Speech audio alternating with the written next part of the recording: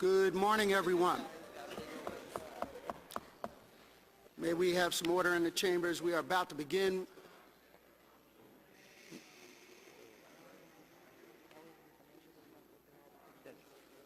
We are about to reconvene the Special Investigative Committee on Demolition Practices in the City of Philadelphia.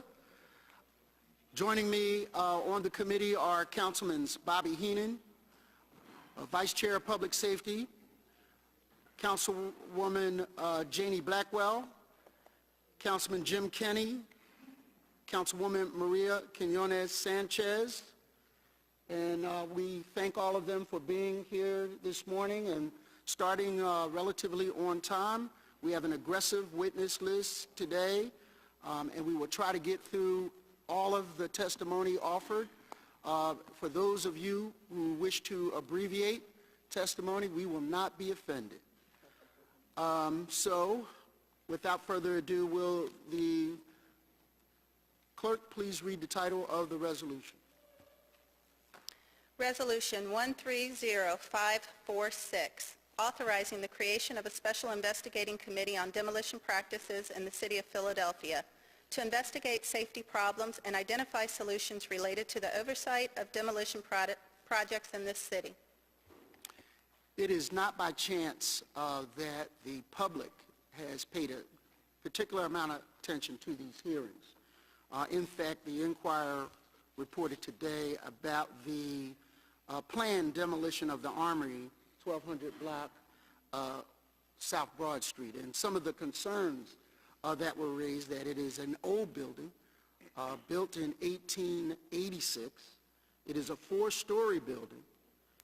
It may contain asbestos, that it is adjacent to an apartment building, a retail store, and a gas station. A demo permit application is forthcoming, and many people are looking to the City of Philadelphia to see just where we will stand on the issue of safety. Many things were, this is the second in a series of potentially 4 hearings that we will have as a city. I will remind people who are here for the first time that this is not a questioning of the incident on Market Street, but in general, what are the safety practices of the City of Philadelphia? How can we improve them? Is there one standard of safety, one expectation of safety by the public? And today we heard from the city commissioner of L&I and the chief of staff for the mayor. We questioned them, and many good questions from this panel came out, questioning whether or not asbestos was in the area, from Councilman Kenney, questioning whether the practices of safety are different from the public standpoint versus the private standpoint. Many questions about applications and names of liable parties that affix their names to these applications, and whether or not we should hold them accountable and to a higher standard for that safety. So we're looking at all of these things, and today we will hear from the private sector. We will look at some of the best practices in the industry and see how they are applied to city demolitions within our borders, and how we can standardize, potentially in the long run, one level of safety that all citizens of Philadelphia can expect, not to mention the safeguarding of workers that are on these sites. So I want to say for the record also that we invited OSHA out to testify today. Based on advice of counsel, they have refused to testify. What we do have here is from their website, from their public domain, their levels of safety training, whether we talk about everything from demolition to construction, and we will kind of add questions as we go along to see in the best practice of the private sector how they apply that safety level to their operations. And so, without further ado, I'm going to open this hearing up. I want to recognize for the record, we've been joined also by Councilman Denny O'Brien, who has been, not just this hearing, but other hearings, very, very keenly aware of what's going on. And with that, are there any other members of the panel that would like to have a few words? Councilman? Thank you, Mr. Chairman. Just want in advance take a moment to welcome everybody here who's going to testify on safe practices in demolition and construction, especially when it comes to safety and training.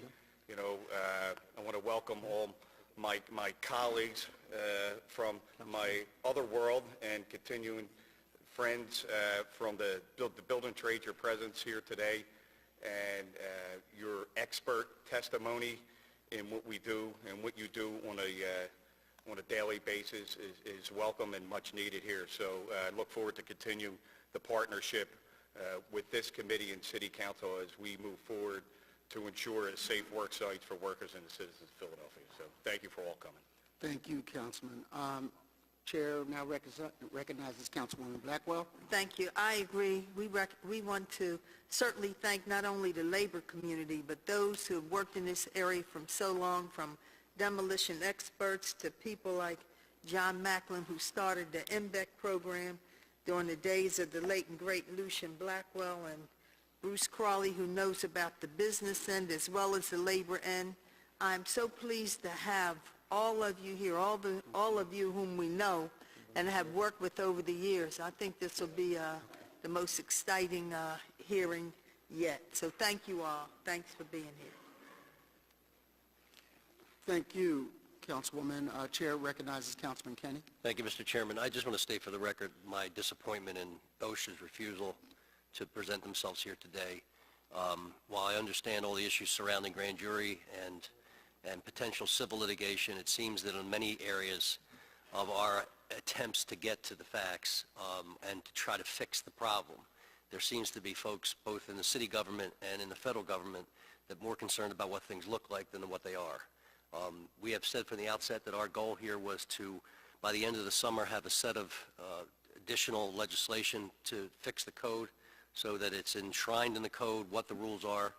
That's what this committee's about, and everybody either pointing fingers in opposite directions to get the attention away from them, or hiding behind the grand jury, or hiding behind a potential civil litigation, or hiding behind the fact that they just don't want to admit the fact that they're responsible, is really hampering the work of this committee. And I appreciate the administration's appearance last week. Wasn't totally thrilled with the forthcoming nature of their testimony, and OSHA's refusal to come here today just exacerbates the problem and really does disappoint me, because this is about public safety. It's not about someone's ego or who's at fault. And I think that as long as agencies that are responsible for public safety take that attitude, it's going to be harder to get to the bottom line and to get something fixed. So it's just, for the record, very disappointed with their lack of participation in this hearing today. Thank you. Thank you, Councilman. Councilman O'Brien, would you like to say anything?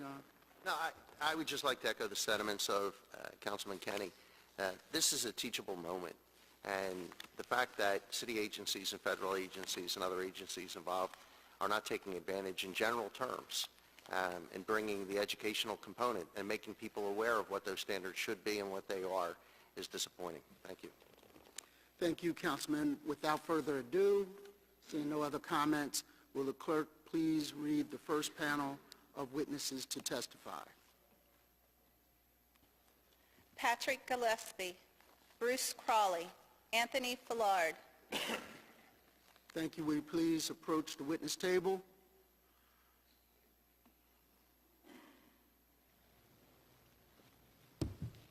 Good morning, gentlemen.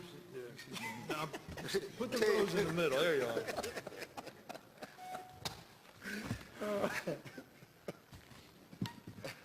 Thank you for participating in these hearings. And please, from left to right, my right, your left, please begin. Mr. Gillespie? Good morning, Councilman Jones, and thank you very much for this opportunity to appear here this morning. You're charged through your resolution with a daunting task of trying to find a remedy to prevent the tragedies that are incumbent oftentimes in the demolition work, in the aspect of demolition. It is by far a very unsafe operation just by its nature. The fact that on the 11th of June, I sent the mayor a letter offering the services of our training professionals to help develop a protocol that would mirror other urban areas. We were shocked and chagrined that we didn't have one, and we should have been on top of that. We have people who are in this business for years, who know how to do this business and know how to do it properly. And this just isn't for the public, it's for the private, because anytime you go into whether you're knocking down a 16-foot wide row house in between two others, or you're knocking down a 30 or 40 story building, it has the impact on our communities and in our neighborhoods. So we want to make sure that it's done properly. We want to make this is not a whether a worker has the protection of collective bargaining or not issue. I noticed there are a number of non-union, anti-union people in the room here today. I'm kind of interested in hearing what they have to say, but we have, and you'll hear today from a number of people who represent the training community in the building trades. Some of them have accredited programs that are university-like, and people actually get a degree, an accreditation for their studies. In every one of those programs that we have, and they are vast, the major theme is safety. The major theme is making sure that when our people go to work in the morning, they can come home at night. And it's also making sure that through the protection of collective bargaining, a worker can speak up and tell the foreman or tell the owner or tell the boss, I'm not going to do that, that's unsafe, and not put his job in jeopardy, all right, because of the protection that the union provide him. There are unique qualities that we have. So I thank you for getting ready to listen to our people, and I appreciate the opportunity, and hopefully the people will take us up on our offer, and it's an offer that we'll pay for. I mean, the resources we'll provide, or that the unions will pay for that, to develop the protocol to do demolition and to work safe in the city. Thank you. Thank you, Mr. Gillespie. We will refrain from questions until all of the first panel submits their testimony. Mr. Crawley. Good morning. Thank you very much. And thank you, Chairman Jones, Councilpersons Blackwell, Kenny, Heenan, and Quinona Sanchez for inviting us here this morning. My name is Bruce Crawley. I'm president of Millennium 3 Management. I was the founder and chairman of the African American Chamber of Commerce. Served on the mayor's task force for diversity in the construction industry. And you'll hear more from Anthony Fullard, who was in all of those places that I happen to be, with a greater experience in construction than mine, having run his own steel erection construction company. The sad and regrettable backdrop for this morning's public hearing, of course, is the deadly demolition-related tragedy that took place 3 weeks ago at 22nd and Market Streets, just a few blocks from where we all now sit. In fact, had that tragedy not occurred, it is highly unlikely that any of us would be here today discussing demolition contracting, how it works, how it can be done more effectively, who is qualified to actually do the work, or whether there are appropriate levels of minority inclusion in that construction related specialty.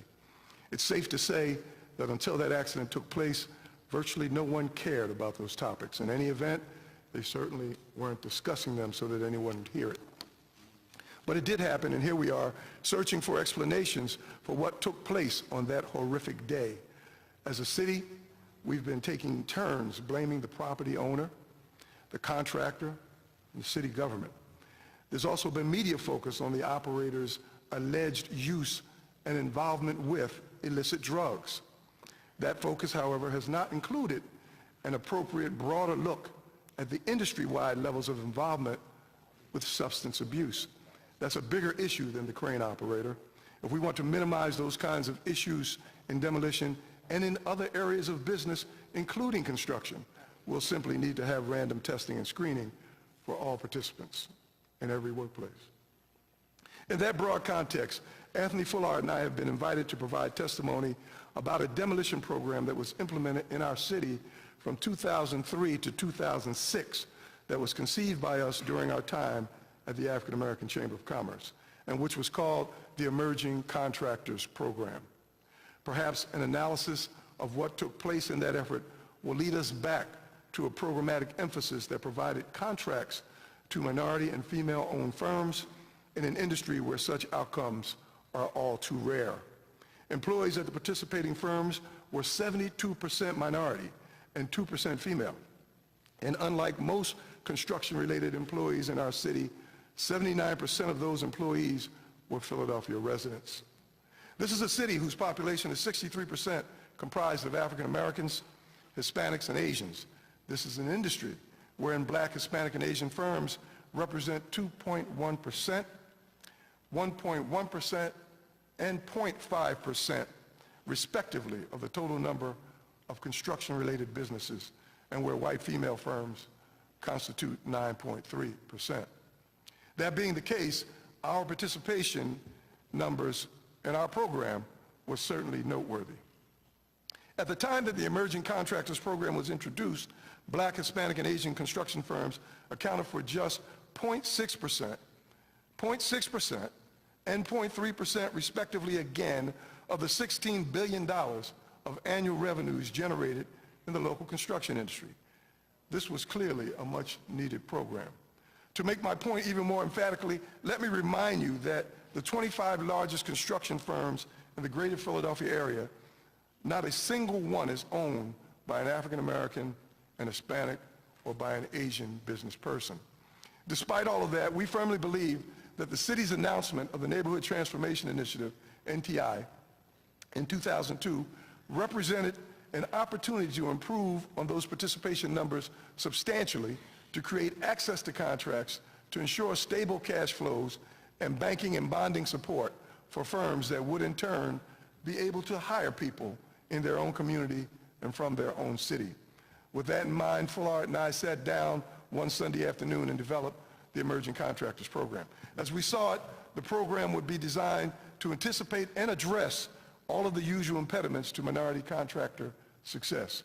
We wanted to develop programs that created a new class of minority contractors who would be qualified to bid as prime contractors on city demolition projects. We wanted them to have access to bank financing and to sources of construction-related performance bonds.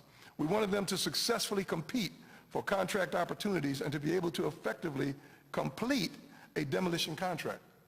And finally, in the risky area of demolition contracting, we insisted that every project be safely done and completed within OSHA guidelines and with the full support of the city's licenses and inspections departments. We wound up producing a program that graduated 66 mostly Black, Hispanic, Asian, and female, and some white male demolition contractors out of 2 classes. The rigorous program included 270 hours of classroom instruction, which was offered in conjunction with SBDC at Temple University. And I saw Jerry Valerie back there, the Dean of Bonding in the construction industry, and he ran that part of the program for us. The aspiring new demolition contractors were taught business management, bidding, insurance, procurement, Davis-Bacon, payroll, safety, hazardous material handling, abatement and disposals, and equipment handling. Despite all of that classroom instruction, not one of them was eligible to graduate until they participated hands-on in a supervised field training exercise at a real demolition project out in the community. Our initial goal was to create at least 10 minority or female-owned contractors who would be qualified for NTI demolition bids. As mentioned earlier, we wound up with 66, 34 from the first class, 32 from the second. By the way, while the building trades hands have never been totally clean as relates to appropriate inclusion of minorities on construction work sites in Philadelphia, we never experienced direct problems with the unions in our program. That was largely because our program mandated that our construction firms that were not union signatories pay prevailing wage to their workers. In addition, 11 of our 66 firms were actually owned by minority union members. Anyway, we need to point out that Sam Staton Jr. of the Laborers Union was especially supportive of our efforts, and several of his members actually transitioned from journeyman to business owner as a direct result of the Emerging Contractor Program. A critically important reason for the success of emerging contractors was a special accounts receivable lending program that we created among several large banks, including Citizens, Wells Fargo, Sovereign Bank, Commerce Bank, PNC Bank, the Asian Bank, the Black-owned Advance Bank, and the Black-controlled United Bank of Philadelphia, as well as PIDC. As of May 31st, 2006, those financial institutions had approved $4.2 million in 74 loans to our contractors, with another 13 loans for $630,000 that were pending at that time. Because the loan funds were advanced as a percentage of valid city contracts in force, there was virtually no risk for the participating banks. The banks liked that and would probably do it again. I would be remiss if I didn't point out that of the $4.2 million in loans to emerging contractors, 8 of those loans for $906,000 were made by United Bank, and another loan in the amount of $100,000 was made by the Black-owned Advance Bank. As of October 13th, 2006, the city had awarded about $7 million in demolition contracts to the participating emerging contractors. Over 5 bid cycles, the emerging contractor graduates bid successfully on and completed 201 residential demolition units. By the way, the safety record on the program over the entire 3 years was excellent. I think we heard yesterday that over the entire time, there was just one worker at just one of the firms that experienced a small abrasion on his toe. That safety information is, of course, a matter of public record. Regrettably, the program is no longer in operation, and the availability of qualified, safety-trained demolition contractors in Philadelphia has been sharply reduced. In a recent conversation with a member of the first graduation class, we learned that over the past 7 years or so, virtually all of the minority demolition contractors have been driven from that specialty. They cited a notoriously slow invoice payment record by the city of Philadelphia, especially affecting Black and minority contractors. They reported that some payments have been delayed by design, it seems, for as long as 12 months. They also mentioned the virtual non-existent profit margins recently available through the city's bid process. Many are still engaged in other areas of the construction industry, but no longer in demolition. If we want to have safe demolition work sites and local employment and business opportunities, that needs to change. Another impediment has been the curious lack of support from elected officials in the city of Philadelphia and in the Commonwealth of Pennsylvania. At the end of his second term, John Street seemed to lose interest in the program, and when Mayor Nutter moved into office, NTI and related demolition opportunities were inexplicably eliminated. Then there was the case of State Representative Dwight Evans, who visited with the program's contractors in October 2006 and committed to a $250,000 state grant to cover program expenses. Our contractors were ecstatic. Press releases and photo captions of Representative Evans holding a huge mock check with a face amount of $250,000 were distributed to media outlets. Unfortunately, the first installment of that commitment in the amount of $100,000 didn't arrive until October 2007, 12 months later, and the second installment of $150,000 never arrived at all to this day. Political issues notwithstanding, we still strongly recommend that the city circle back and revisit what was, by all accounts, a highly effective and exceptionally safe demolition construction program model. It shouldn't be too difficult to accomplish. We certainly don't need to reinvent the wheel. Thank you very much. Thank you, Mr. Crowley. Mr. Fuller?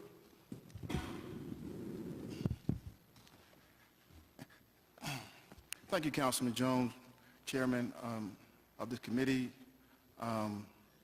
Also, Councilman Kenny, Councilwoman Janie Blackwell, Councilman Bobby Henna, and also Councilwoman Sanchez. Thank you for allowing us to have this dialogue with you in a very important matter to me and also to the city. My name is Anthony Fullard. I'm the Vice President of Millennium 3 Management. I was the Director of Economic Development for the African American Chamber of Commerce back in 2003 and 2006, and I was in charge of the Emerging Contractors Program at that time. Today, I just come here to lend supported documentation of how the program was run, and also of the relationships that we've had with the city. At that point in time, we had relationships with L&I, who was a part of the Emerging Contractors training program. We had a relationship with OSHA as well, and we again had relationships with all of the entities within the city government as related to the procurement process of the NTI program. Sadly, as you just heard from Bruce about how the program was run and how many contractors that we had involved in there, that the goal was to train various businesses throughout the city as prime contractors to bid on the city's demolition projects throughout the city. And the ultimate goal was for them to also be a part of the master demolition program, which is still around now. But sadly, out of the 66 firms, there's only one firm from our class still bidding within that process. And, you know, and they also have concerns about how that is being run now. And one thing that they had also mentioned is the low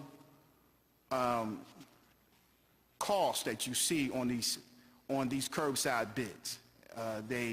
You know,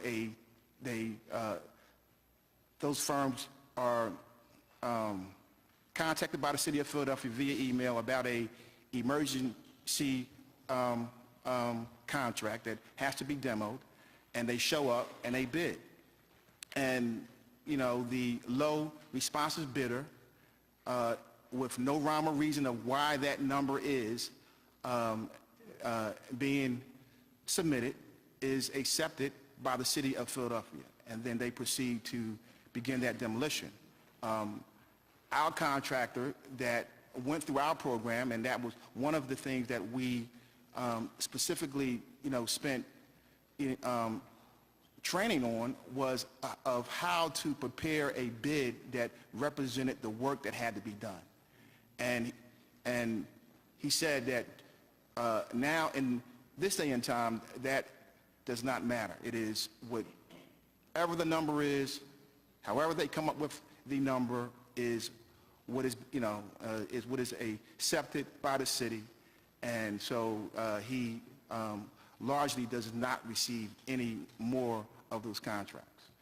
As I said, we brought a number of documentation of what the practices were and how we view it, whether it's a city contract, whether it's a private contract, it's the same contractors that's doing the demolition, whether it's on the public side or whether it's on the private side.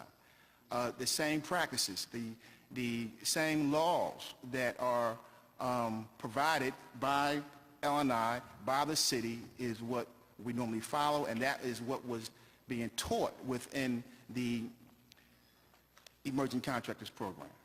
And so I just brought some of that documentation here with us as you pose any questions that you may have about that.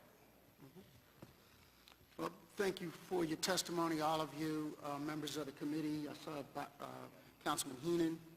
Thank you, Mr. Chairman. And I want to say to not only the panel, but anybody else who is here today and that will be soon testifying, with testimony. Although so far some important issues have been raised, all right, neither this is the time nor the forum to have these kinds of discussions. Today is a forum for special business only, and I understand some frustrations with some organizations and the city's practices moving forward. But today we are here only to discuss what constitutes unsafe construction and demolition work here in the city of Philadelphia. So how can we improve the city? How can we improve the practices of the city? And how can we improve the construction and demolition safety, for the work that's being performed for the workers and for the city residents alike? So I just want to specify for the record why we are here and the order of the special business that has been in place as a result, and what this committee is charged with, by order of our council president. So, and by leadership with our chairman here. So, thank you all for coming. Councilman Kenny. Thank you, Mr. Chairman. This is, of course, a committee to discuss the results of what happened without specifically referring to 22nd and Market as to what's not in place to keep people safe, to keep workers safe. Although it's about demolition, for me, it's an ongoing frustration about construction and demolition. So I'd ask Mr. Gillespie if he could, and I would also like any of the other witnesses who come to the table to testify, to not only talk about the issues relative to training and demolition, but to talk about the state of what goes on in our city every day when it comes to the construction of high-rise buildings, when it comes to the construction of student residential housing in North Philadelphia, where it has to deal with issues of unqualified, untrained, uncertified employees that are operating dangerous equipment in an environment close to the public. And I'd also like each of the witnesses to testify about the drug testing programs that are in place with their individual organizations, and how strict and how random and how frequent and how dependable those drug testing programs are. But I do, again, this is about demolition, but it's also about, we've had long discussions about tower cranes and mobile cranes and other types of equipment that's put on work sites, how they're handled, how they're rigged, how they're operated, how they're signaled. It's not just about taking apart a building, it's about building buildings also, and the Wild West atmosphere that's out there these days, and that has up until recently, been pretty much ignored. I will give this particular L&I commissioner that we have currently all the kudos in the world for his quick and decisive action when brought to his attention what's going on out there. The last L&I commissioner, Fran Byrne, totally neglected, totally refused to acknowledge some of the practices that were going out in the community, even when brought to her attention, did not respond. And I think part of the reason why we're here with this kind of lax attitude about handing a permit across the table and then not worrying what happens to that permit after it leaves the municipal services building is atrocious. And I just would like you to comment on the current state of not only demolition but construction, also construction, and also the other witnesses to talk about the things that they see out there, which are downright frightening. This building was clearly a disaster. It was a large loss of life, but every single day that opportunity presents itself in the construction industry in Philadelphia because it is largely, in many cases, unmonitored. Thank you, Councilman. The sobering fact is that we do not have ensconced in any kind of ordinance at all, or any kind of permitting process, a protocol for demolition. And then if you peel back the curtain, we have an awful lot of requirements and licensing requirements that lack total enforcement. No one enforces things.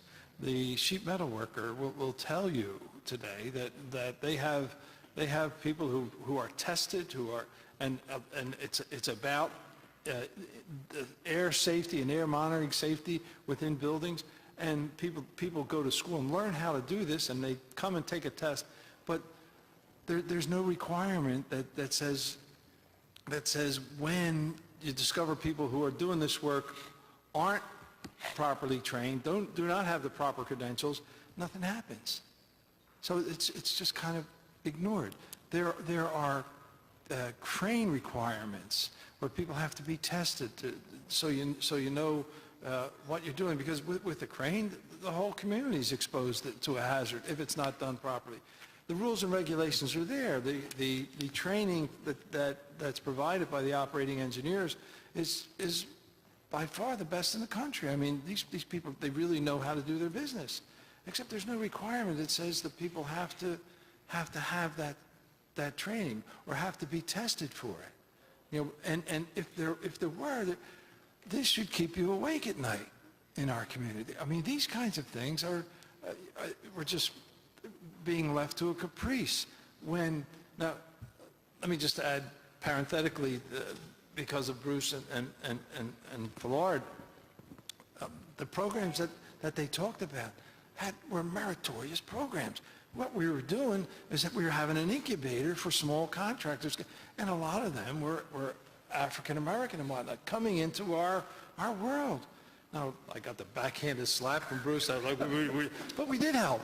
I mean, we were applauding on the side, you know, but wanting this was a good thing, and it just went to seed. Like a lot, so we have to tend to this, and we understand L&I has and there are financial obligations. We want to offer help across the board, all right, and we want to maybe go to Harrisburg and find some kind of remedy to fund those kinds of things, so we can have the proper oversight. We were even talking about offering ourselves up as we have people who have the requisite knowledge and can recognize a tragedy that's about to happen, as was experienced on 22nd Street, and deputize them in some way so when they put a complaint in, people from the city can get out there, or get a cop out there, or get a fireman out there. It's just, you know, we have these resources. We should use them to protect the community so we don't have to go to any more funerals. We lost 3 young girls and 3 older people, and a woman lost her. That is so tragic. That should keep us all awake at night. Before I go to Councilwoman Blackwell, I'd like to weigh in on this. And what I want to say is that I've known each of you gentlemen longer than I'd like to say, because it's just dating me. And I've had an opportunity to work deeply on issues of construction, safety, inclusion. I am the former director of the Minority Business Enterprise Council, and I want to focus on safety, but I want to focus it on in the context of the experiences each of you have had. And I want to say that if we had 66 contractors that did 201 units, and the only safety issue was someone's toe, there's something to learn from that process. And if that required 270 hours of training, if I got that from your testimony, that is the kind of thing that we need to emulate going forward. And so my question comes to, how do you, in the private sector, all of you, any of you can answer it, how do you assess the risk versus reward of the actual contract when you go up and approach a job? And then, because it was a almost self-reporting system, as we discovered from the last hearings, how do you then say what is the standard of safety you want to engage to reduce liability to your company and to improve safety for the workers? That's a good question, Councilman. First of all, you know, I was a iron worker for 17 years, ran my own business for 10 of those years. And we, Contrary to public, he was not afraid of heights. He was a connector at one time. and to Pat's point, we was doing a job on 95 one time, and you know, there is a disconnect with OSHA sometimes because one of our guys was just going on the steel out of his lift basket, high reach, and he had to disconnect his safety harness to get onto the steel. And ironically, at that moment, a OSHA inspector, from what they said, was riding down 95, and said that he spotted my guy unhooking and was in harm's way of going outside of the basket. And so, with all of that issues that was imposed on my company at that time, we had to begin to impose safety regulations before we even bid the job, and we had to take into consideration of the level of difficulty on each project. Submitted to who? Submitted to who? Submitting to any construction management firm that we was going to bid the job to. So we had to have a safety plan of how our firm was going to be safe when we was going to erect that job. So you submitted that to the job owner? We submitted it to the construction manager who represented the owner of the job. Who from the government requested those kinds of safety plans? In a private operation, it's the insurance company. It's the indemnifier will come forth and say, you need a safety plan. And understand that Florida and a number of people back here helped OSHA write the rules. It's not, and they, to this day, Jimmy Dollard's not here, but Jimmy Dollard is one of the national experts on safety, and we have him right here in Philadelphia. They're the kind of people that we're offering here to get these protocols done. So regardless of what, at least we have, the city has a procedure that has to be followed. So my question is, no one from the city came up to your firm and said, submit to us your safety plan? No, it was... That only happened during NTI on public jobs? Yes. Now, and case in point, when we began to impose or to construct that program, then we sat down with OSHA, L&I, representatives from the city of Philadelphia, and their representing company who was Hill International, and there was a laundry list of safety regulations before the program even got started. So again, not in a private job? Not on, Not on private jobs? Not on private jobs, no. On behalf of No, the city? this was only on the behalf of the city, and then also, before you say something... Point of information on that issue. Point of information on that issue is we expect to have, I met with Hill International yesterday. We expect to have the person who was originally with public property and then was hired by Hill to run the NTI program under Hill's management, to talk about what was in place and what we should have in place on private demolition. So they will be testifying probably at the next hearing. Okay. Thank you. I'm going to recognize Councilwoman Blackwell at this point. Thank you. It is ironic that we talk about not reinventing the wheel, to quote you, Bruce, and certainly Anthony Fullard, to talk about no one asking for safety plans. It's unbelievable when you talk about training people as to what they should know and the safeguards not in place. But it amazes me in all of this that we go so far, then we have the Richmond decision or something else that comes in on inclusion, and even in this emerging contractors program where we train people and where we had inclusion, and then we start all over again. And we're talking about the $250,000, which is, in the scheme of things, absolutely no money. And so I hope that this committee, as we deliberate when this is over, we will consider that we had people trained and we had people who knew what to do, and they could have continued for 250,000 people.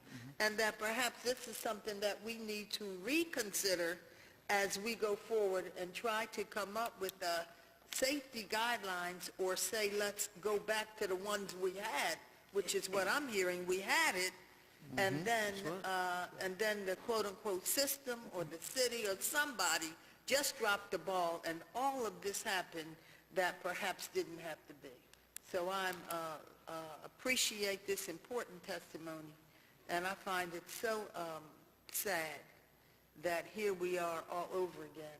I've been here before where, you know, when the whole issue was started, when the late and great Lucian Blackwell and Macklin, who's here, were talking about minorities getting less than 1/10 of 1%. And it just looks like we go so far, everything falls, and this time people lost life, because it's not only inclusion on the front end, but it's certainly taking care on the back end that we don't have the safeguards we need in place to protect people. So it's very, very important. Thank you again, all of you, for your testimony. It's been very, very important this morning. Thank you, Mr. Chairman. Thank you, Councilwoman. Councilman Heaton, and then Councilwoman Sanchez. I have one last thing for the committee here. So one, this is to Pat Gillespie. Pat, you had mentioned about an offer. Now, I say that because I know you made an offer to this committee on behalf of the building trades to offer the entire trades expertise and expert qualifications for training and safety to the committee, and I believe to the mayor. You want to? Yeah, well, we sent the mayor a letter, and look, everybody's busy, but we have the expertise. We know how to train people. We know, and these people who you'll hear from are some of the top-notch in the country. As I said, OSHA comes to them for advice. All right, so what's so sobering about this, that we don't have protocols like other big cities have. We don't have procedures, to make sure that private property is protected, to make sure that the public is protected. All those should be in, and it's just common sense, but we don't have it. So our hope is with Danny Sullivan from the operating engineers and Butch Bennett and the Roscoe from the laborers and Sam Staton Jr. They know how they train people who know how to do this work, and who know when the work isn't being done properly. Look, they're going to speak up because they're in jeopardy. I mean, it's their lives that if you take the beam out the wrong way, or if you hit the wall the wrong way, or, they know what they're doing, and they know the precision that is required, and the steps that are required to demolish a building safely. And it might be a little more expensive. You might have to hire a few more high reaches to get people up into position. They'll explain all that in their presentation. Now, they're just going to be introducing yourself today. They're working on those protocols, and they hope to be back here in August with them, in the hope that also with other remedies that they suggested. Well, Pat, I know, and I'm not going to speak on behalf of the committee, but I know the committee has accepted your offer for your expertise, of safety and everything. Just for it's the expertise of the men behind me, not me. I have trouble starting my car in the morning. But Pat, I say this for a reason for everybody here. When it comes to worker safety and the workers that are on the job site, whether they are a licensed contractor or a worker who's an employee of a licensed contractor, and the training that goes with that. This is how important it is, and I'm going to say this in advance to the folks that are going to come up here today and who are here at this panel now when they give their expert testimony on safety, worker safety, and public safety. All right, to get a contractor's license, all right from our city right here. I can get anybody sitting in this audience here today. I can have anybody from the media. I can have somebody from up here get a contractor's license in one day. The requirements, all right, is a $200 fee, all right, which is applied towards the cost of a license, all right, an EIN number and a commercial activity license, which is also just a fee, all right, for a license. Proof of insurance, all right, and the insurance includes workman's compensation, employer's liability. That's it. You become a licensed contractor. So my point in saying that is how critical it is for not only the workers on the job site, but the equipment, the material, the structures, and the public at large, how critical it is to have, you know, any and every worker on the site be trained and know what to look out for as they're either constructing or demolishing any type of building or materials in the city of Philadelphia. Bob, maybe in 1929, when those requirements were first published, maybe that was adequate. But I hope that as part of the solution here, that we remedy that people can commit and they can't a company can't anonymously get some kind of permit to start work by a third party. I mean, who's responsible? Who's going to do what? I mean, all that has to be spelled out, and it's usually spelled out, and it's spelled out in other cities. Other cities do it. Other major urban areas do it, and that should be done here. Mr. Chairman, before we are dismissed from this panel, I have to address something that my good friend Councilman Heenan said earlier, when he implied that we should stay focused on safety and not be sidetracked in other areas, and I'm assuming that he meant our discussion of inclusion. I don't think that it is possible for us in a city that has the demographic profile that Philadelphia has to have a discussion of any industry, publicly funded, privately funded, can have that discussion in this chamber without also recognizing the fact that we want Philadelphia people to work in that industry. It's not that we don't want suburban people to work in the industry, but if we don't fight to have Philadelphia people and people who reflect the diversity of the city, they happen to be the residents. If we don't include them in a discussion of how buildings go up and how buildings go down and how safe they are, if that's not a part of the overall discussion, then we should be against the insurance industry, the banking industry, the advertising industry. All of them should meet the same standard, and that's why we brought that up today. We're not trying to divert your attention from safety. You hear that our program was focused on safety, but we still have to include people who live in our city. And they're still mad at that guy with the sore toe. Chair recognizes Councilman Heenan. Thanks, Bruce, and also, my friend, I fully understand, and you know, Philadelphia work should reflect Philadelphians, and opportunities without question. Just didn't want to have a conversation that would dominate the discussion on why we are here today, and you know, we certainly will, as all our expertise will be part of moving forward in the construction and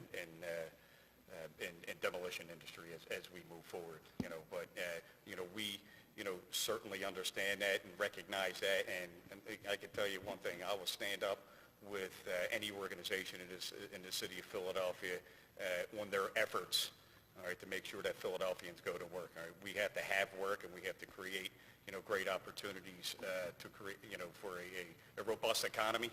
All right, so we can stay here and live here, but we, you know, we have a long agenda today, and I want to make sure that we certainly discuss demolition and construction practices. Thank you. Thank you, Councilman. Councilwoman Sanchez.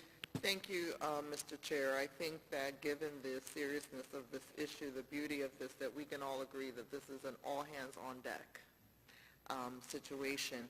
I do want to, because I think it's important, and I don't know if your training module is available, kind of expanding on what Councilman Jones started around the 270 hours of training that was provided.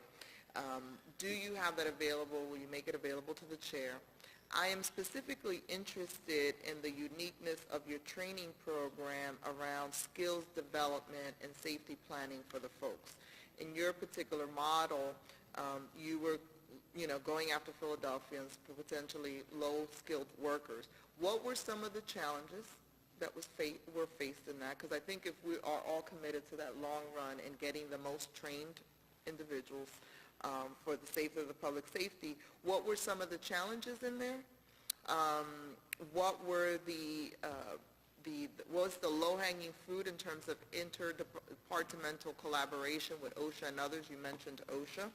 And then moving forward, if you had to do it differently, because obviously, as Councilman Blackwell alluded to, we let it go, what would you make sure is in place next time, so that if in fact we entertain this as one of the remedies, that we're clear about that? So for the chair's purpose, the module, what were some of the challenges with skills development and training and the safety planning piece of it? And then moving forward, what would you have done differently? One friendly amendment, Councilwoman, if this would be open to all contractors to receive a minimal level of training, and how much would it cost, roughly?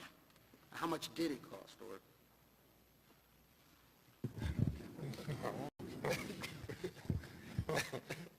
Here the bank door opening, is that the it? price tag didn't scare anybody. There's the vault opening. Yeah, listen, remember, he used to be a contractor. Bruce is still waiting to get paid, right? Again, that happened, this program started in 2003. So, of course, what the cost would be, would have to be recalculated, and to see what the training materials and the apparatuses that we had to use, and the instructors and all of the things of that nature that we had to bring to the table would actually cost now. So it would not be fair for us to even give you a number, because it would not be a accurate number for that. But as it relates to when you see that number of 66 individuals that signed up as firms for this program, we vetted through approximately almost 200 that actually applied for this program, and we through our selection process and through the various testing process that we had through the interviews is how we got down to 66 individuals. So it was not that, anyone just come in and then, he was able to just to sign up and then, be able to get into the program. No, there was a vetting process that we had to do. And then as relates to the training, again, we had a university, Temple University, small business contracting program, actually, that Jerry Valerie, who is one of the speakers here, who actually was one of the founders of that program that has been long-standing for, I believe, almost 20 years now, and whereas that he was one of the instructors. Mr. Valerie was our lead instructor of the whole training program.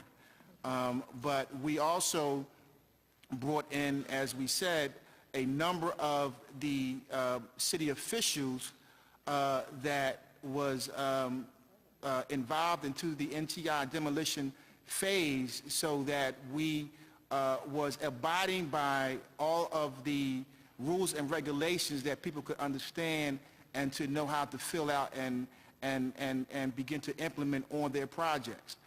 Again, here is one of the city actually signed a copy of a OSHA agreement with OSHA in order to impose those types of safety procedures. And then and once you go through some of these documents, it was a systematically step-by-step process of how that was done. I just want to know how much it costs. I told you he's a contractor. See how long it took him to they keep zeros on it. I addressed, Chairman, I addressed it and said that happened in 2003. There's Just no way. roughly back then, how much per contractor on average did it cost? I have to get back to you. I think some of that is a public record with city public record. And then lastly, because I know we have a bunch of other folks who are here to testify, lessons learned, what would you ensure this time around for sustainability purposes? Well, I guess the program itself anticipated all the potential problems, and so I don't think we would do anything differently that way. The only thing that was a problem, as I mentioned before, was that we couldn't control the source of the contracts. I mean, when the city government said it wasn't in the demolition contracting business and didn't want the product of this program anymore, the program withered. I mean, and so the ability to train people for successful outcomes disappeared when the city said it wasn't interested anymore. So if we could control that, if we knew that there was going to be, if you brought a new class, a new group of people in to be trained, you've got to be thinking about what the outcome is going to be for them. Are there going to be contracts that they can, not that they can guarantee the work, but will they be able to bid competitively on work? And that bidding opportunity dried up, out of our control. That's the only thing that was wrong. And what, if I might add, and I hate speaking for contractors, but what happens when you have these incubator contractors, these small people, and they'll come out and they'll bid, and the person they're bidding to understands their circumstance and decides, well, I'm going to pay them 90 cents on the dollar. And because of their financial circumstances, they take the deal. And then it goes down to 75 cents. And then pretty soon, they go back. A number of them were union members who were tradespeople. And they just went back to the trade. I mean, it just didn't, what we desperately need, all right, and we tried this program, we tried it with the school district, we tried it with NTI. What we desperately need are those contractors to be successful. There's a man in this room now who took a shot, and he got ravaged by a big guy because the big guy saw potential. If this guy stays in business, they're going to, he's liable to take work from me. So we have to have a cocoon for these incubator contractors. One last statement as regards that. Me talking for contractors. As regards that, no. I was talking about 3 years ago to Jack Donnelly, and I asked him how he managed to be so successful in all those years with his company, and he said he never bid on his last contract.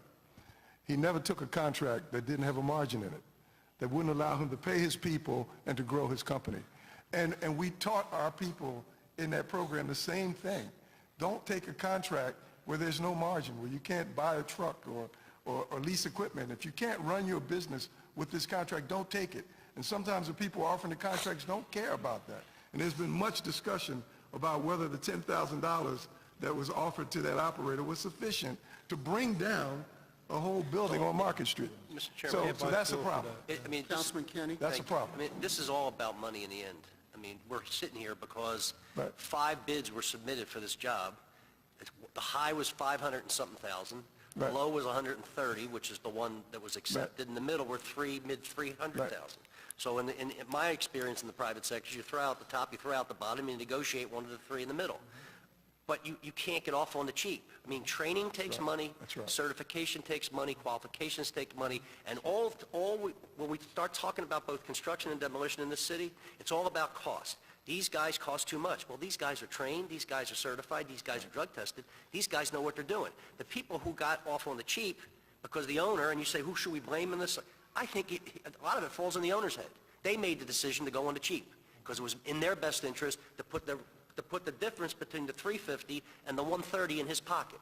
That's what this is all about. So you can't compare apples and oranges if the apples are rotten and the oranges are trained. It just doesn't fit. And you're never going to get that to the end of that argument, because if you want people working in the city of Philadelphia who don't know what they're doing, running heavy equipment, taking down buildings, and putting in electrical services, putting in elevators, putting in things that I don't know what they're trained to do, we're crazy to allow that to go on because we can argue the price is cheaper.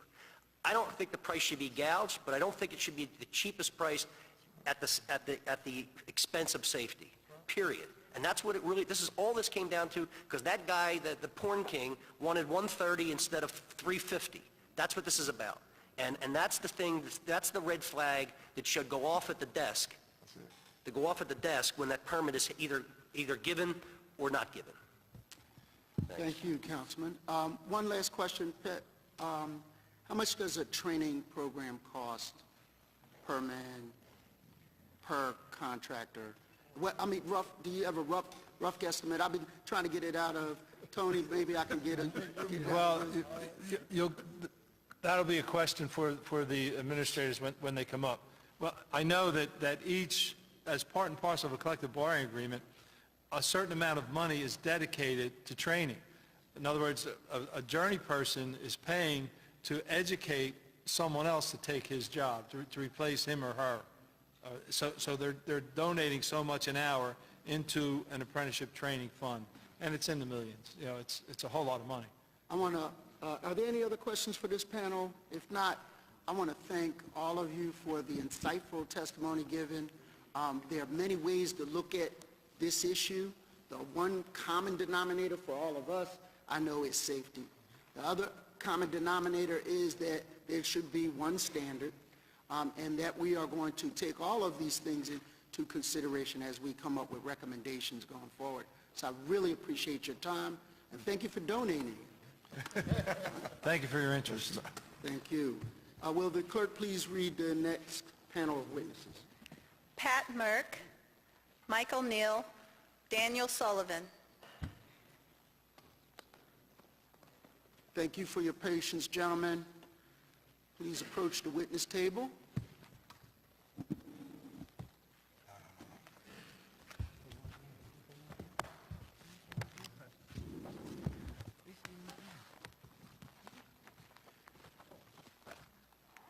Want to state your name for the record and begin your testimony, please.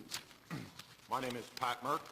I'm the Director of Health and Safety for District Council 21, a member of the Philadelphia Building Trades Safety Committee, a member of the Mid-Atlantic Construction Safety Council, and I sit on a platform of ANSI, Scaffold Industry Association, Mass Climbing Work Group Committee. Can you pull the mic a little closer to you, sir? Is that better? Yes. Thank you.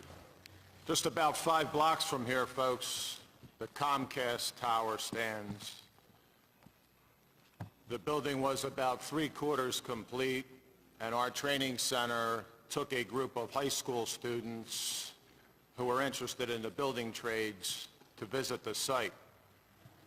We put about 25 students on the buck hoist, which is the elevator outside the building, took the 25 students up to the 40th floor.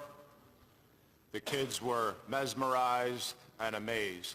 All the kids got off the elevator. One young woman who was about 17 years old was a little anxious. I went up to her and I said, "What's the problem?" And in a very low tone said, "This looks dangerous." I pulled her to the side and I simply said, "This isn't a dangerous job site. All 800 people, men and women, skilled trades folks, have been safety trained before they got here." And that eased her enough where she could walk around and complete the tour. So the aspect of training and education obviously is critical before you get to the job site. 2 days ago, I received a call from a contractor, and it went, I'll give you the short story. We're unloading a job for Driscoll in 2 weeks. We're starting our planning process now. Please send over the fall protection certification cards for these 8 members. That's 2 weeks prior to the job. Point being, you can't think about safety when you're on the job. You have to think about it at the training session, on the car ride in, while you're getting your cup of coffee at Wawa. The 2 things that I want to allude to today of why accidents occur, they were referenced to earlier.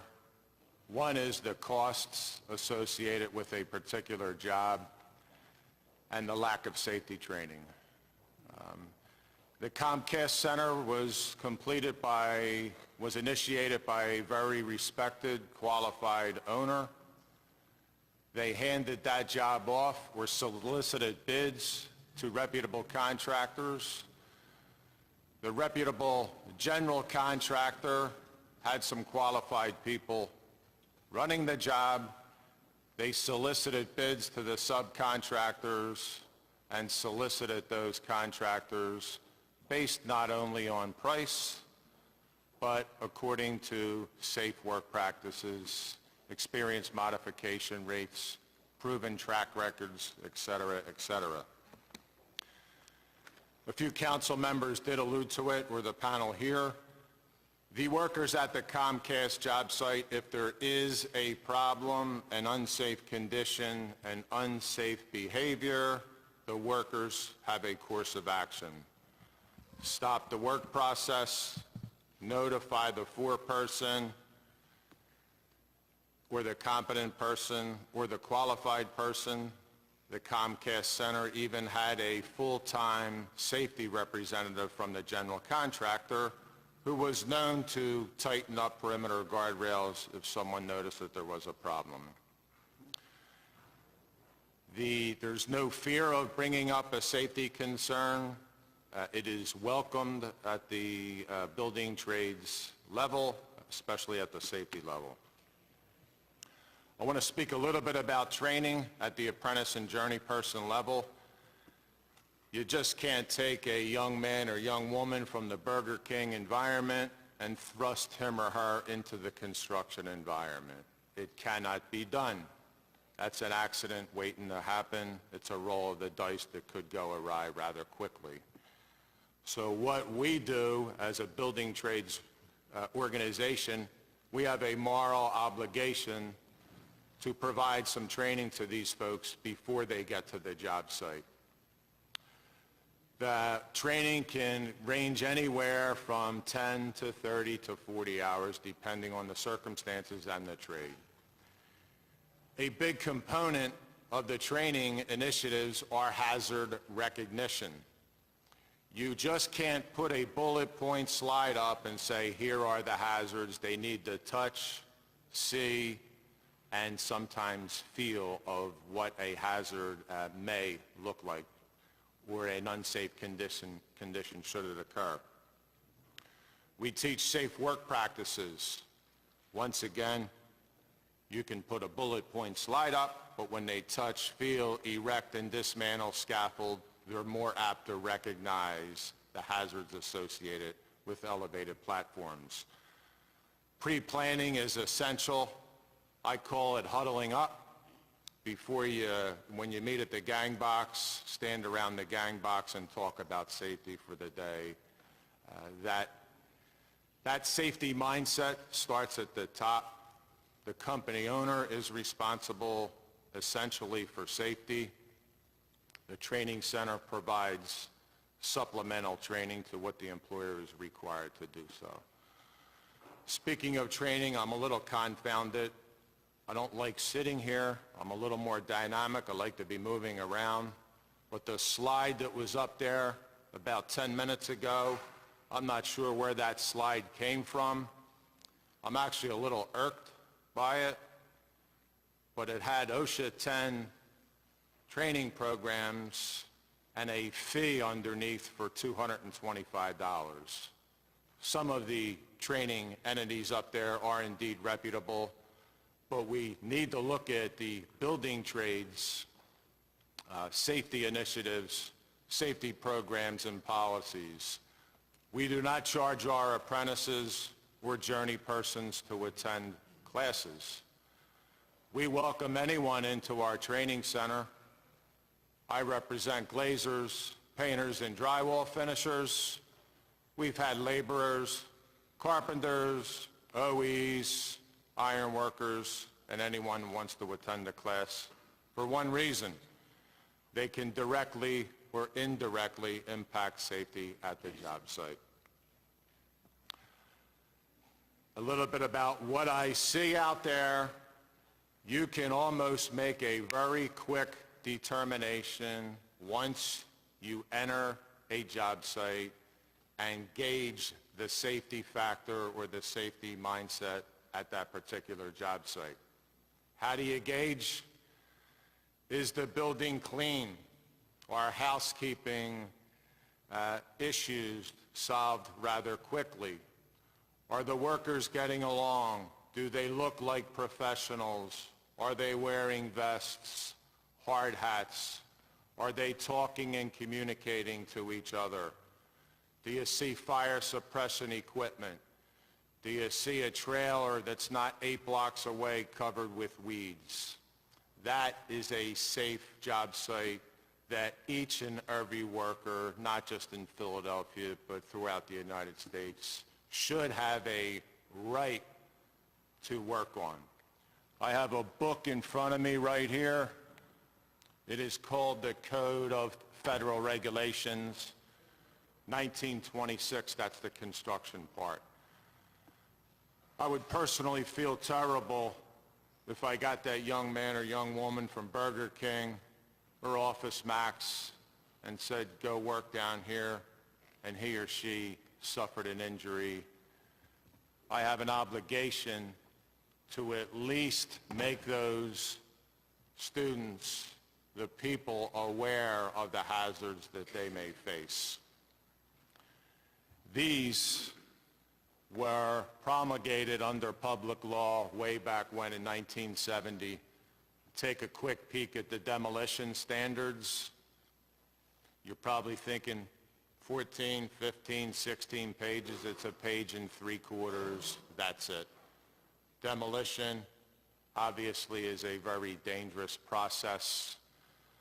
So if I could tighten this up and conclude my initial testimony, you have to have a good, caring owner that transfers the responsibility of erecting or dismantling that building to a qualified, reputable contractor, and we have them right in this city. Underneath the reputable, quality contractor is, needless to say, a safety program, safety policy, and most importantly, a uniquely skilled, safety-trained workforce. Thank you for your testimony. We did not intend to offend you, but the point was that we invited OSHA and they did not attend. So the cost associated, maybe you could tell me, and I get an answer out of you, how much does that training cost? Mike Scher is the director of PACA, the Philadelphia Apprentice Coordinators Association. He can give you overall cost of what it costs to train apprentices on a yearly level, but the costs to our members for OSHA safety training is basically zero. And is that open to the public, or? We have had members of the public attend our training sessions. So it is open to the public? I wouldn't say we go out of our way to advertise because we have our hands full with our own members and signatory contractors. But if, and you can put this on record, if somebody wanted to attend a class, I've had people in Red Cross first aid, no problem. Mr. Chairman, a point of information, because it's my background. I think the question would be better put as how much of an investment does each organization, or does your organization, when Mike Scher gets up here, how much do they invest in not only pre-apprenticeship training, prior to a job site? I mean, not specifically, the overall investment. I'm just including, so it will be pre-apprenticeship training, apprenticeship training, journey person training, and ongoing continuing education, which includes CPR, which I know firsthand because, I came through a program that has continuing education, and also adapting to specialty trainings, which I'm going to ask you all in my questioning. So I think the question that I would ask is how much, all right, does the organization, and I'm not saying, specifically dollars, how much do you invest in the package of safety training for all of the members that you represent? It's certainly hard to put a dollar amount on that, but we're a medium-sized organization. We have 2 full-time health and safety instructors, approximately 19 part-timers that help us. The effort that we put in is tremendous. You hear the old adage, safety first, but I think the Finishing Trades Institute, as well as the building trades, embrace the same mindset. OSHA 10, OSHA 30, first aid, CPR, electrical safety, et cetera, et cetera. I can speak for our organization. The apprentices receive approximately 80 hours of safety instruction prior to achieving journey person status. And the journey persons are welcome to come back and continue their education as well on a continuing basis. Thank you for asking the question differently, Councilman. I still ain't got the answer I want, which is how much does it cost? Go ahead. Mr. Chairman, if I can just quickly kind of answer that question. The second panel that's going to be coming up is going to be talking about... For the record, can you introduce yourself, state your name for the record, please? My name is Michael Neill. I'm the training director for the International Brotherhood of Electrical Workers, lifelong Philadelphia resident and a graduate of South Philadelphia High School. But just to comment on your question, the next panel that's going to come up is going to discuss some of the training that each of the trades do. But at Local 98, we have an annual budget of over $3 million that's spent on training.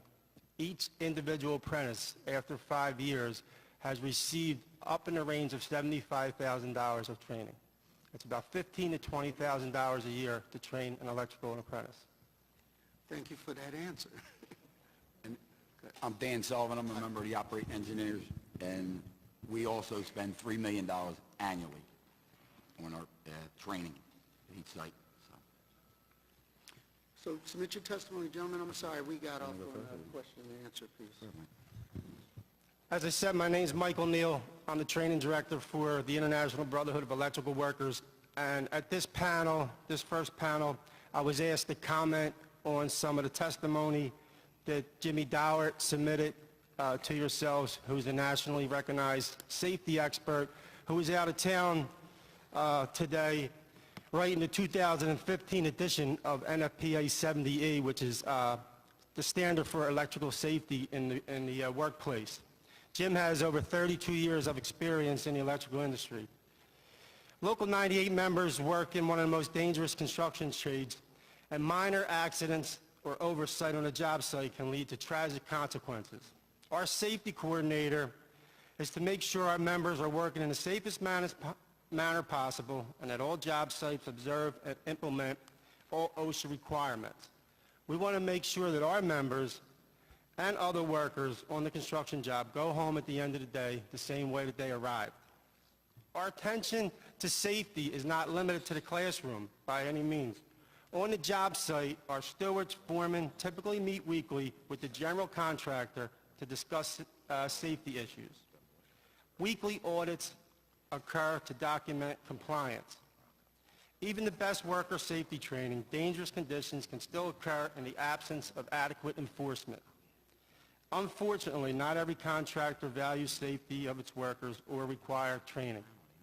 Many contractors deny their construction workers access to workers' compensation by misclassifying them as independent workers and issue them 1099 instead of treating them like employees. OSHA does not have the resources to police every job or to respond to every complaint, and it's not clear what L&I's role is in worker safety. Our licensing system is far too lax. As Councilman Heenan reported, to be an electrical contractor in the city of Philadelphia, all is required is 4 years of experience, pass an exam on the National Electrical Code, and complete 8 hours of continuing education every year. However, these requirements don't apply to the individual workers performing the electrical work on the job. So for example, I can go get my electrical contractor's license, get a job and hire anyone in this room to do an installation on that job, and I don't have to be on that job. I can hire anyone in this room, as long as I have an electrical contractor's license. Thank you for allowing me to present Jim's testimony, and I can answer any questions. My name's Dan Sullivan. I'm a member of the operating engineers since... Pull the mic closer to you so you don't stretch. My name's Dan Sullivan. I'm a member of the operating engineers since 1987. I'm the assistant coordinator for the union. Some of our training that we do, you know, is the OSHA 30, the hazmat, CCO, which is the National Commission for Certified Crane Operators, which I am a commissioner on. And I know Councilman Kenny was talking about the crane industry, you know. We have forklift certifications, PSM, which is Process Safety Management, MSHA, which is Mine Safety. You know, our apprentices have to go up to our training site one Saturday a month. They have to do 160 of classroom and field training, you know, total of 6,000 hours at the end of 4 years. You know, and they're open, you know, they go there from Tuesday to Saturday. It's open whenever they want to go. So when they're laid off, they participate. I mean, the training is a big process for them, you know, and that's what's good about we get our apprentices out on jobs to do demolition. And, you know, we brought one of our demo guys here, Deacon Alvin Davis, and a guy like him would be on the job and he would teach an apprentice, you know, to be able to do that. You know, you just don't throw somebody out there picking them from McDonald's or Wawa, wherever you have, to go out here to run the heavy equipment. You know, we have a steel structure building out at our training site that we dismantle and assemble. So it kind of gives them the feel of dismantling and assembling a building for which you would be demoing or whatever you have. So, yeah, and we spend $3 million annually on our training. And last year alone, we had 21,000 training hours for our apprentices. And that's not counting our journeymen. We have other figures on that too. So, if anybody has any questions, I'll be happy to answer them. Well, thank you for that. A couple of things that come to mind. By way of, and what I was hearing, the drivers for safety sometimes come from the union, sometimes come from the owner, but also the insurance company. To what degree does the insurance company drive safety practices?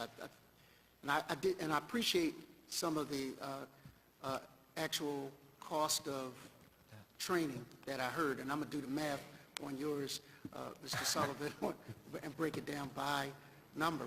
But to a degree, in the private sector, don't insurance companies at some point say you need to have this level of safety risk managers? Is that true? The insurance industry has had a profound effect on construction safety and health, and quite frankly, it's a good thing. Accidents occur. What do we do? What do general contractors do? We tend to react. And the insurance company, it's all about dollars and cents that I alluded to earlier. They don't want accidents on their job sites. So a good thing, if you will, is to provide documentation of training prior to getting to the job site. So is the insurance industry a driving force? Absolutely. And to a degree, is there a reward or punishment by way of that level of safety training that might be in the form of a reduced premium if there is a, safety plan, safety training involved? Is that considered at all in the price given? And I say that not so much, but as a job owner of the city of Philadelphia, if we put these things in place, does that reduce, can that have an impact on our risk management and the costs associated with insurance? Absolutely. Absolutely. The contractors, the local 98 contractors are required to have a safety policy in place and the amount of safety training that they provide to their employees will reduce their amount of insurance premium by providing that. As well as the safety plan attached? Yes. Councilwoman Sanchez and then Councilman Heenan. Thank you. Mine will be brief. Something you said that stuck in my head. A good, caring owner who hires a quality, responsible contractor. And I think those are a profound charge for us because unfortunately this honor system does not work for us. And I think you've provided some very good insight. Can all of you provide for us, for the record, as we work on this, and again, there will be work groups that will help us ultimately come up with a report and a checkoff list. You very quickly spouted off to me an on-site visual review, uniform, safety jacket, clean site, safe setup, those kinds of things. Any documents or any checkoff list that you have that could be helpful for the committee, can you provide that to the chair? For me, that would be helpful. You spouted off stuff that appeared to be common sense, but clearly part of what we're charged with is ensuring that some of this stuff happens. So I would like that submitted to the chair. I think those documents are important. Yeah, that checklist is 17 years of safety in my head, but could I produce one? Absolutely, I would be glad to do so. If everybody, if all the panelists could do that, you know, you specified hours, you specified certain trainings, and absolutely the checkoff list. That would be important for us. Thank you. Councilman Heenan. Okay, I think Councilwoman was right on target. You depicted a safe work environment and observation, and I'm sure a cost goes, with providing safety measures, such as hard hats, safety glasses, vests, covering up holes, fencing, netting, making sure that, the job site is like a clean work site is a safe work site. I mean, that goes without saying. So, there is a cost to the contractor. All right. So if a job costs $10,000 and you're, demoing, I'm going to, go towards something else, a 7-story building. All right. You know that something doesn't seem right. All right. There's something wrong, fishy in Denmark. All right. But so that is a visual of a safe work site. Can you give some examples of what's not a work safe site? All right, and like, what is not a safe work site that you would not subject, as far as Pat is saying, your responsibility as a training director? Unsafe job sites are all around. We mentioned it earlier about housekeeping trucks that are not identifiable, oftentimes trucks without a state license plates, workers who aren't wearing shirts, workers who don't show up on time, workers who let outside influences affect the way they work, even dress. A look of professionalism is lacking. That's the few off the top of my head. Anyone else? Just the same thing. Tardiness, you can always tell late, 9-o'clockers, they're usually, trash all over the place, fences falling down. I guess PPEs would be the best answer for that, Bob. Councilman? Personal protective equipment. When you walk on a job and you see if people have the hard hats, safety glasses, safety vests on, safety shoes. For our industry, of course, exposed electrical installations would be a major hazard. But on any construction site, holes in floors, scaffolds that ain't guarded right, railings ain't supported, things like that. You could walk on and a trained safety professional would be able to identify very quickly. Or any of your safety directors affiliated with national organization, training boards, code making panels, so we get a good understanding on their experience? As I reported earlier, that I'm presenting testimony on Jim Doward, who's a nationally known safety expert, but he's a master OSHA 500 instructor, which means he can train anyone to train anybody in any OSHA course. He sits on 2 code-making panels that write the code procedures for the National Electrical Code that's governed all around the country. He sits on the committee of the NFPA 70E, which is Electrical Safe Work Practices for the Workers. This is a requirement of what safety clothing an electrician has to wear if any by chance he's exposed to a hazardous electrical condition, and many more. Yeah, Councilman, and our instructors are all the same thing as electricians. Our instructors go away for 3 weeks a year for OSHA training and hazardous material training over in Beckley, Virginia. And I'm a commissioner for the National Certification of Crane Operators. But we all go to training every year and update everything. It's So you have ongoing continuing training? all the time. For the directors, which is Directors, provided our instructors, everybody gets to training the entire every year. To my entire membership, correct? Right. All right, last, when it comes to safety, I mean, there's a lot more, but I'll end with this. Can you explain OSHA training 30, OSHA training 10, and how important that is? I'll give you just a short story. OSHA requires you or each training entity to address certain topics: fall protection, struck by, caught in between, electrical, and you have at your leisure to choose other topics that fit your particular trade group. Our 10-hour training takes about 16 hours, so I don't want you to get confused that you're in and out in 2 days. It is comprehensive in nature. Our OSHA 30-hour, I don't want to go out on a limb and say you're a safety expert after the 30.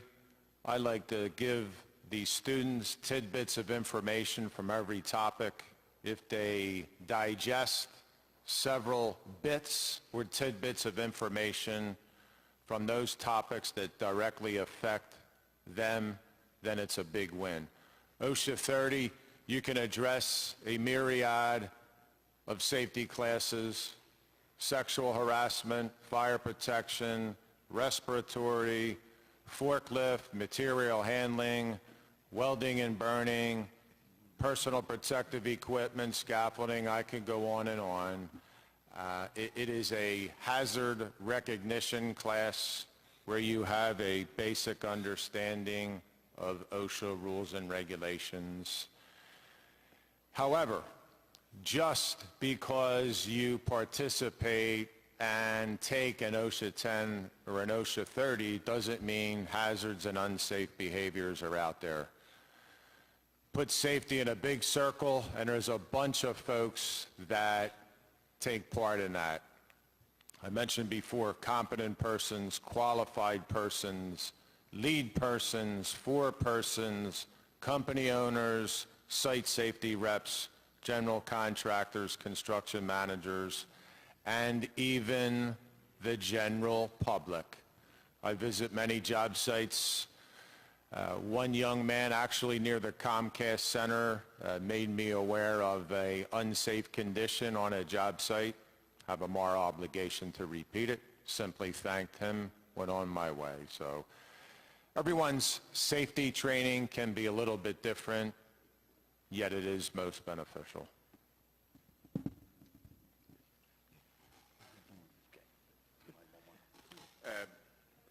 So I know, coming from the trades, all right, I know that there's a hierarchy on safety when it comes to having apprentices, journey people, and foremen, sub-foremen, stewards, or something like that. How does that play into, proper safety on the job site? So there is a hierarchy in, how you report, safety concerns and issues, and and or is the foreman, the stewards, and the sub-foreman trained in addition to the apprentices that come through the programs? Mike, I can start with you, I guess. All right, as a local 98 contractor, they require their foreman to be OSHA 30, have a minimal of OSHA 30. Any apprentice who has started the program has received an OSHA 30 certification. The hierarchy would be reporting an incident to a steward or a foreman, who would then address it to the general contractor, who then would hopefully would take care of the situation. That's the same with us, Bob, and the foreman, the steward, to your business agent, to have them address any issues with, if you feel an unsafe act. One other thing, that I wanted to bring up that Councilman Kenny talked about earlier, and we do have drug testing. That's where I was going. I wanted you to describe your drug testing policies. Well, we have a 10-panel, we do a 10-panel drug test, which will not justify the illegal test for anything, because obviously you don't want somebody running an excavator that may be on Oxycontin or an illegal one, marijuana. Now, Oxycontin could be legal for some people, but we do a testing of it to where if you're prescribed 10 milligrams of it and you got 100 milligrams in your system, well, you're abusing the system. And we do offer for rehab, before you will go through a rehab before you go back to work. And that's any of our contractors can test anybody any given time. I visited the Philadelphia Convention Center a few years ago, tried to get in the gate. They told me to walk down a block for a urine test.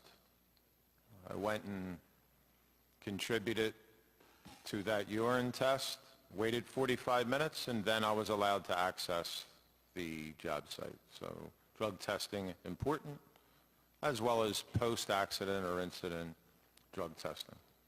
Neill? All local 98 apprentices are drug tested, and throughout their apprenticeship are randomly drug tested for 5 years. Well, I'll wait for the chairman to take a seat. I have no more questions.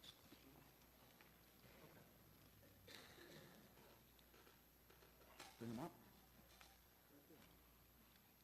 But thank you for your testimony, and I want you to understand that all of this information from various sources is going to be codified and hopefully a part of a useful document that will change the safety expectation in the city of Philadelphia for private sector folk as well as public sector jobs.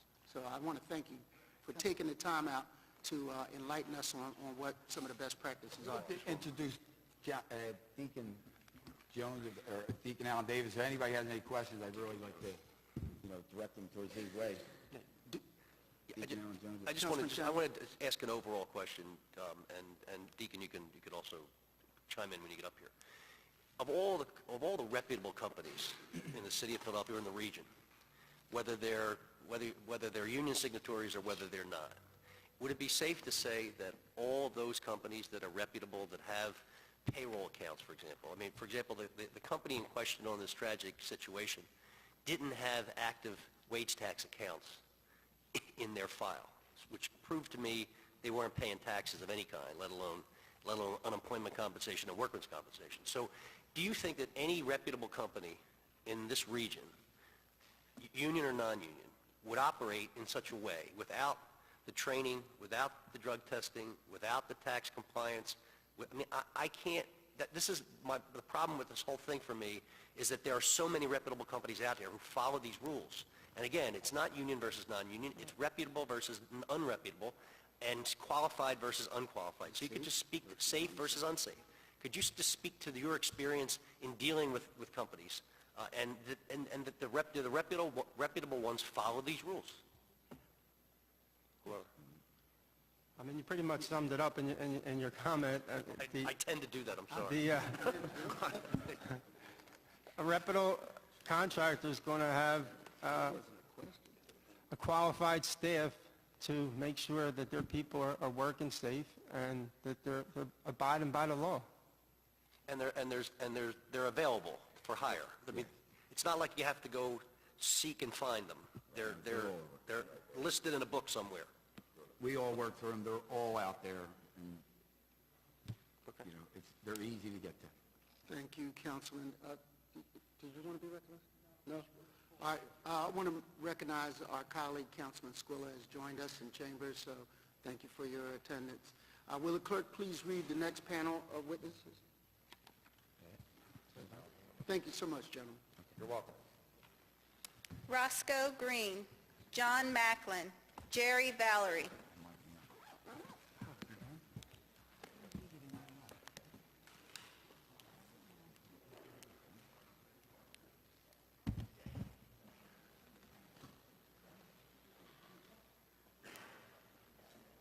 I want to thank you, gentlemen, for your patience. Would you please approach the witness table? And thank you for bearing with us through our processes.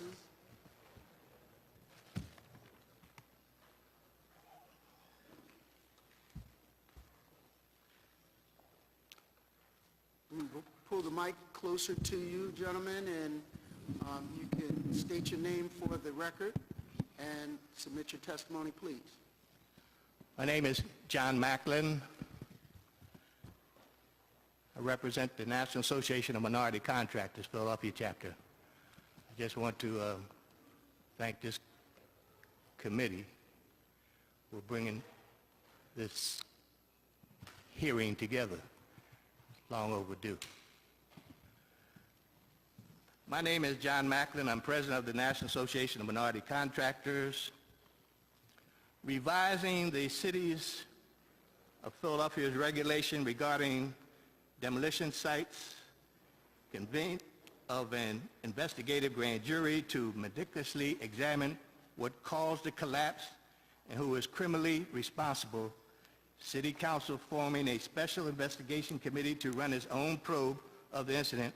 All this will turn to the OSHA technical manual. This was not adhered to.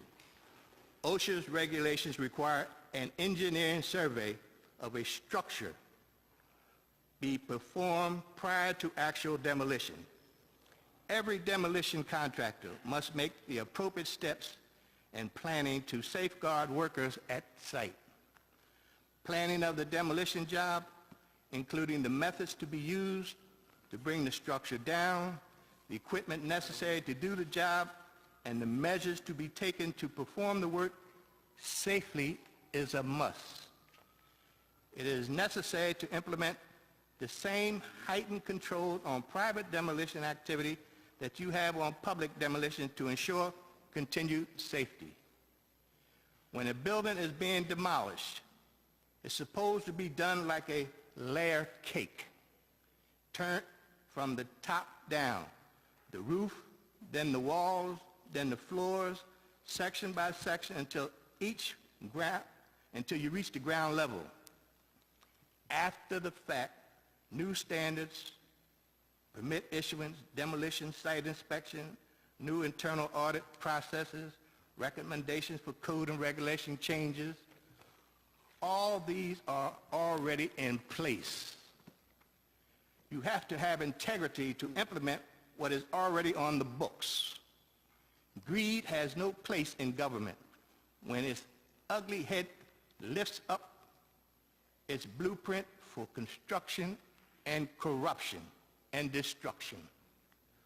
All new permit applications for complete demolition must include, prior to issuance of permits, detail on the experience and qualification of the contractor, site safety plan detailing how contractor proposed to protect pedestrians and adjacent properties, a schedule of the demolition work, professional engineers report on adjacent property protection for demolition of commercial buildings above 3 stories, no active violations for contractor, and review all previous violations.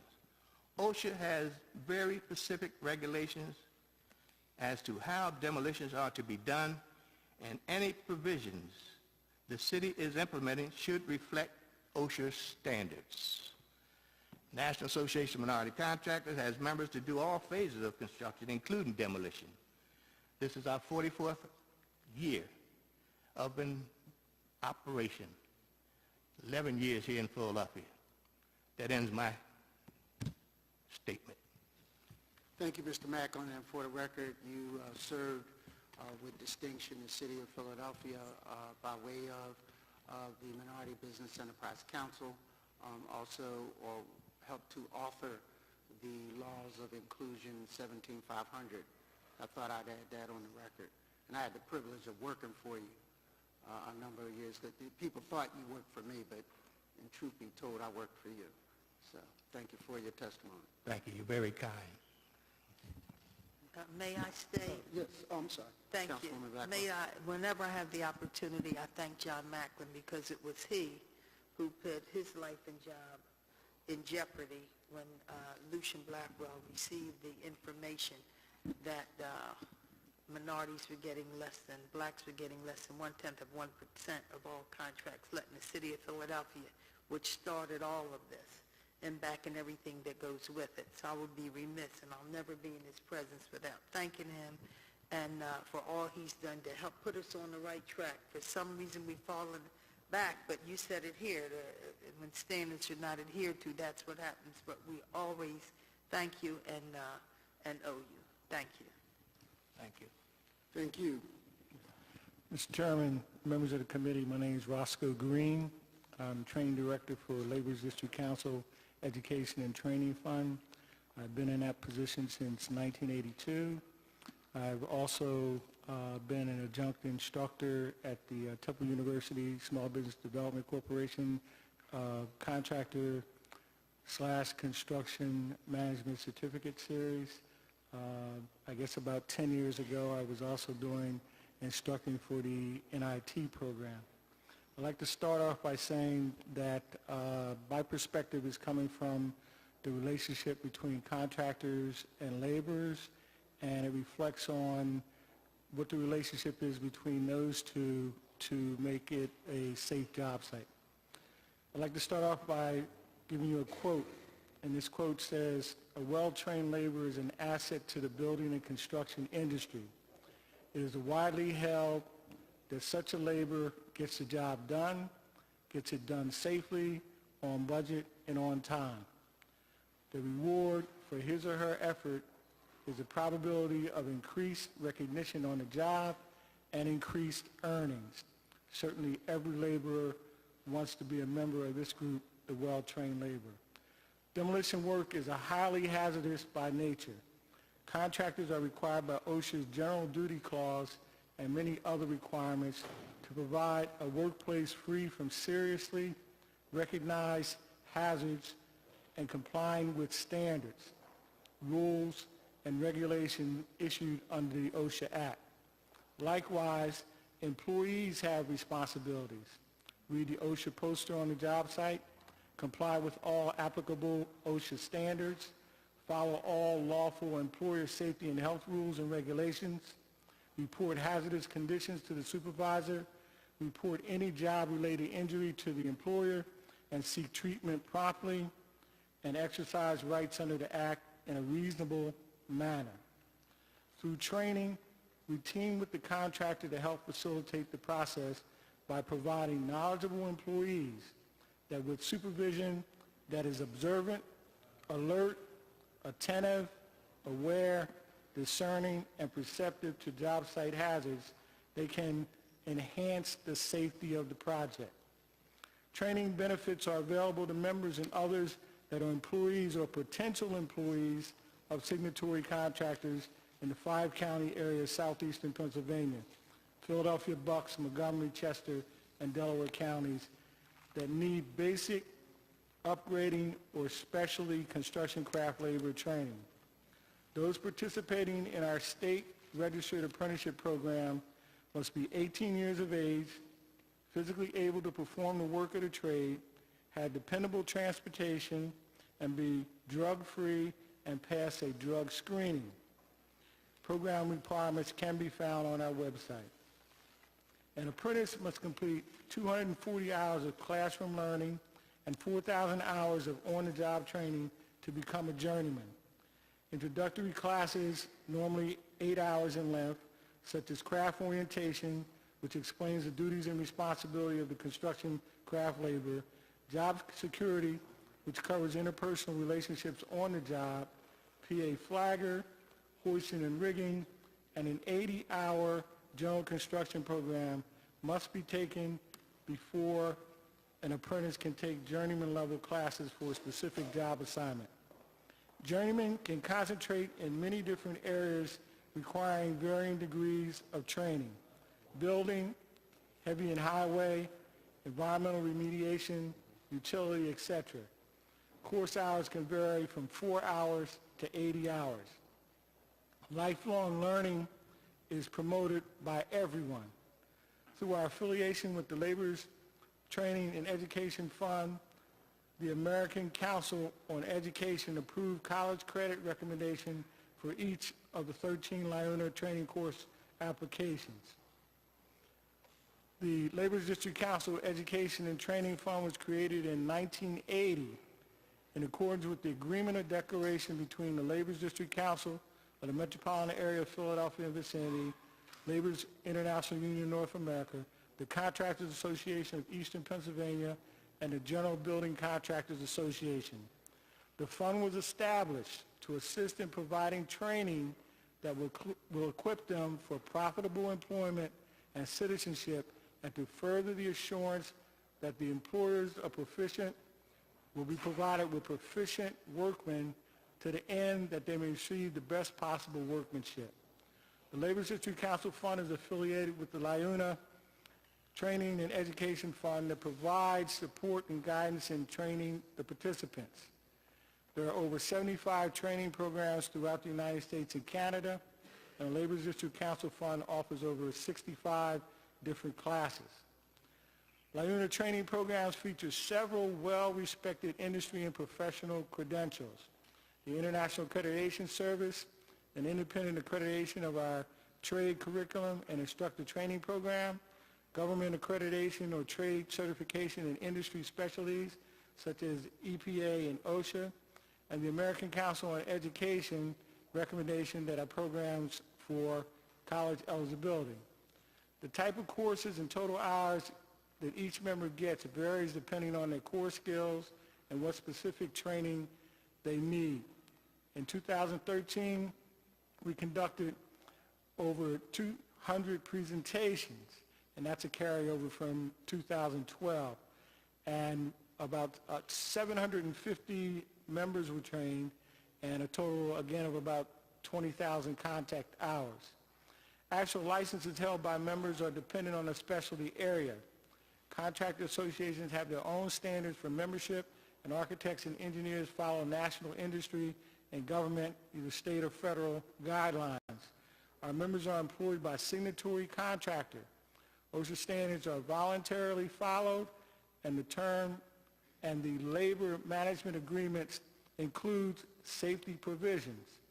A partnership is formed to protect the health and safety of workers and the public, because training provides awareness of best practices and hazard recognition that is comprehensive and consistent for both contractors and workers.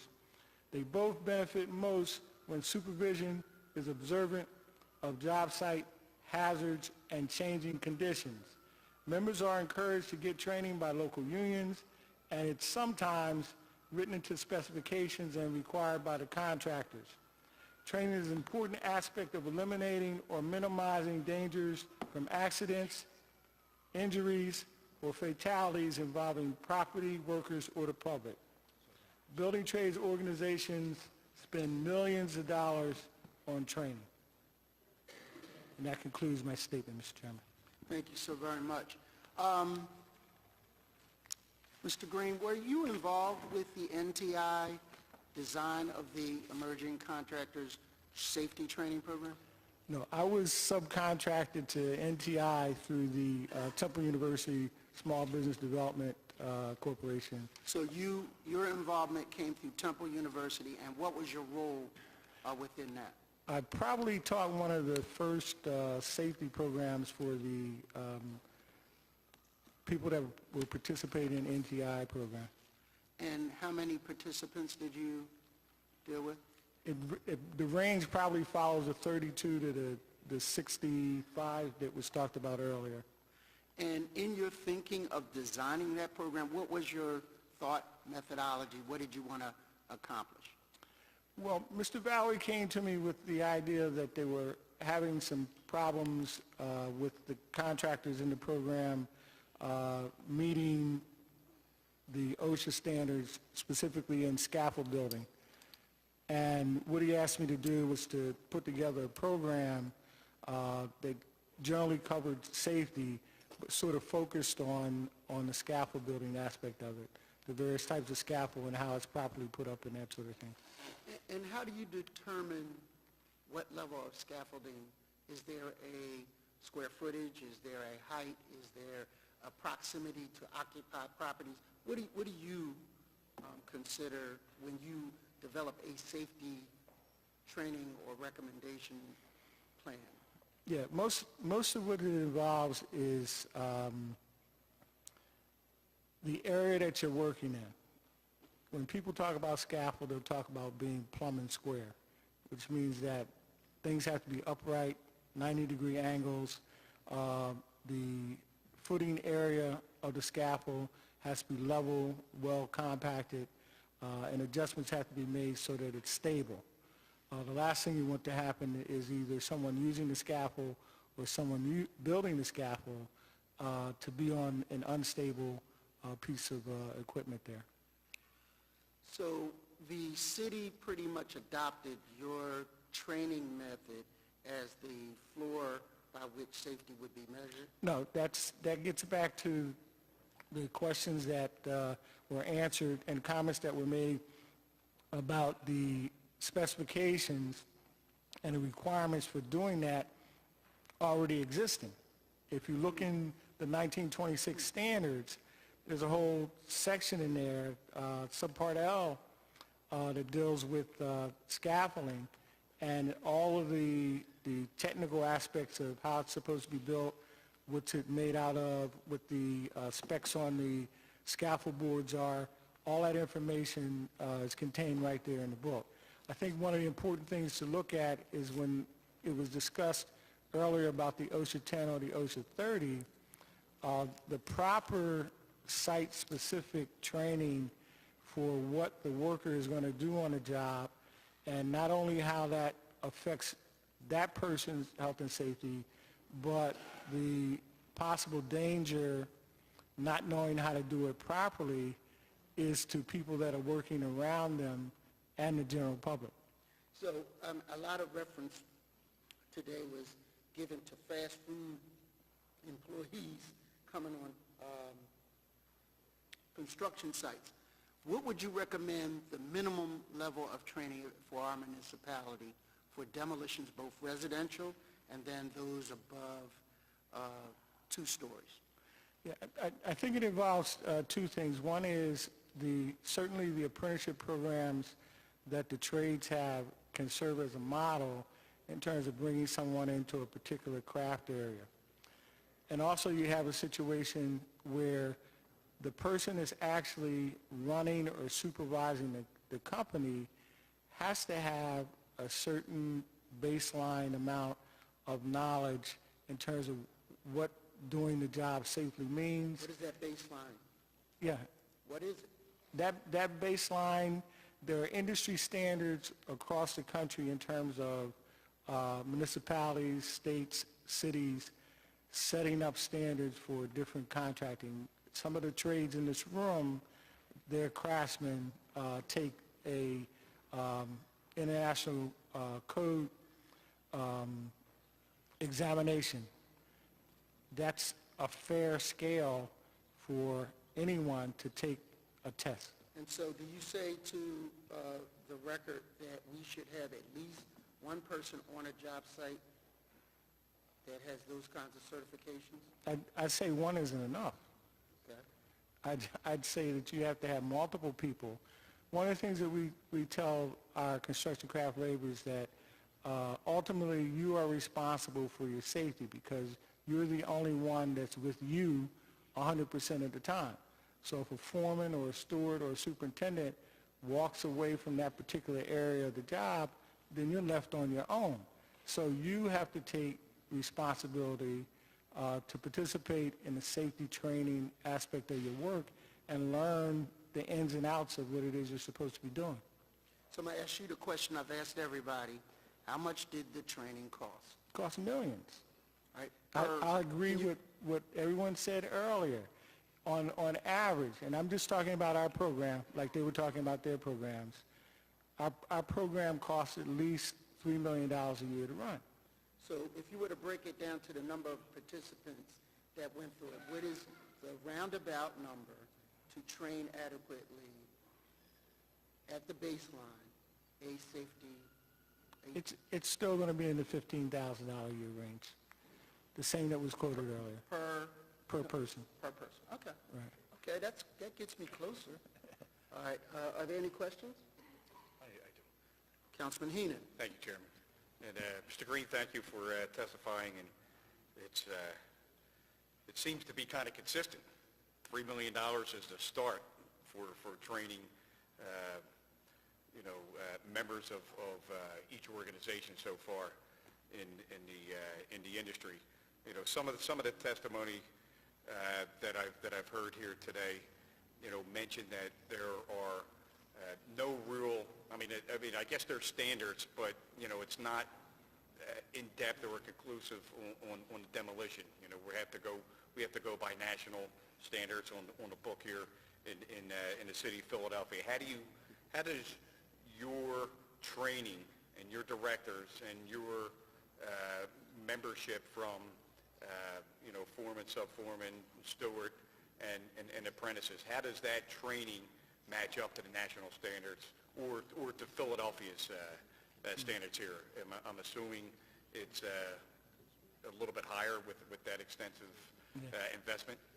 Yeah, Councilman, I was here several years ago at the invitation of Councilman Juan Ramos, and one of the things that I commented on at that time is that I would strongly suggest, that at a minimum, that anybody that walks on the job site has to have at least OSHA 10 training. That for people that are in supervisory positions, crew chief, foreman, shop stewards on our part, superintendents, project managers, have to have at least an OSHA 30. And that you want to have multiple persons on the job site having OSHA 30. Because, attentiveness on the job is very, very important. And I may sometimes overlook because I have something on my mind, but if you have multiple sets of eyes, you have multiple sets of people that are concerned about the health and safety of the workers and the public, you're going to sort of close some of those loopholes that in the blink of an eye, someone can get injured, an incident can happen, or someone can get killed. So in light of my earlier taking a slow walk through somebody becoming a general contractor, so myself, forget about my background or whatever, so I like to talk a lot. So just because I like to talk a lot doesn't make me a qualified contractor. But I could get a license to be on site without any safety training. What are some of the hazards, aside from the proper way to demo a building? What are some of the changing materials, ever-changing materials, asbestos, the hazmat trainings, the specialty trainings that your $3 million invest, and how critical it is for if I were to go get a contractor's license, I would need to hire some people to do that. So I guess it's important to have that kind of training, getting on the job site. Is that correct? What are some of the hazmats? Yeah, one of the things that happens is with the higher level OSHA training, with the OSHA 30, and you get some of it in OSHA 10, you have 4 basic ways to deal with job site hazards and how to manage them. Okay, you have engineering controls, where before the job starts, you can engineer it out. You can design it so that those hazards are not there. You have what's called administrative controls, where you can rotate people from position to position or juggle how the job's done so that some of those dangers and some of those hazards are eliminated from affecting people. Then you have personal protective equipment, which is the last thing in the defense of trying to eliminate hazards or to control them. And then you have an idea of substitution. So you just completely take it out, you redesign it so that that particular hazard or that particular condition is non-existent on the job. Such as like asbestos? Such as chemicals. asbestos, encapsulations, lead, silica dust, spray downs to decrease the concentration. In terms of the statements that were made earlier about the engineering survey that has to take place before demolition jobs can be done, you know, most of the documents you see are going to say a competent person does it, okay? We need to kick it up a notch and say that a professional architect, registered professional architect, or professional registered structural engineer has to be the one that puts their seal on that engineering survey. And I'll end with, so I'm a contractor. I say to one of your train members, hey, go down in that pit, manhole, or ditch, and start doing this. I mean, they wouldn't just go ahead and jump on that, right? Because Yeah, it's not going to happen because if it's a trenching and sewing situation or working in a confined space, then prior to the person being on that job site, you want to make sure that they've had trenching and sewing training, which includes the confined space training. no further questions. First of all, thank you again for giving us your testimony, and I appreciate the insight that you have to this and the history that you bring to this. By way of future participation, just like the other members of labor, would you be willing to work with this committee to come up with a private sector, public sector equal standard for safety and help us out to draft that? Certainly. Huh? Say it again? He's my main guy now, too. All right, we appreciate it. Thank you so much. Thank you. Clerk, please read the next panel of witnesses. And thank everyone for their patience. I know we can be a little wordy at times, but it's all a part of the process to make it better. Deacon Alvin Davis, Mary Tebow, Luis Cruz.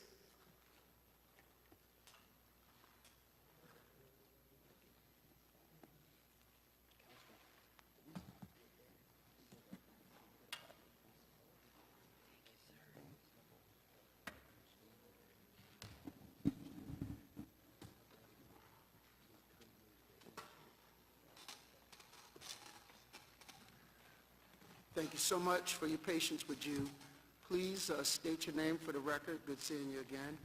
And begin your testimony. Good afternoon, Council. My name is Deacon Alvin Davis.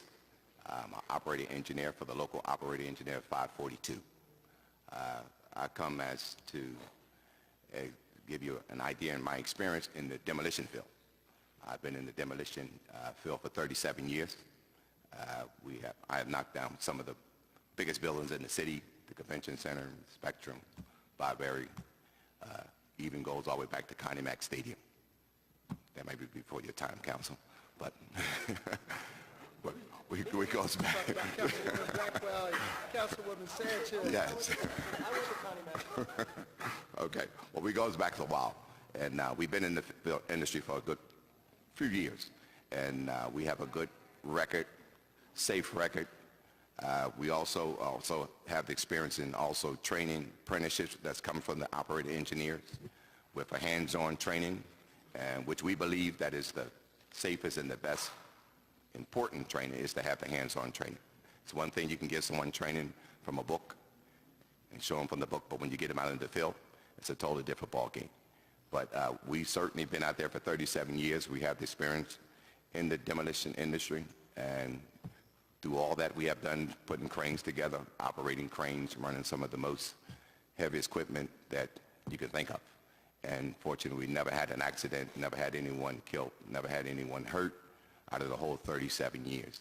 And as I said, we've been around in the city for a long time doing some of the biggest jobs in Philadelphia. Thank you so much. Good afternoon. What time of day is it?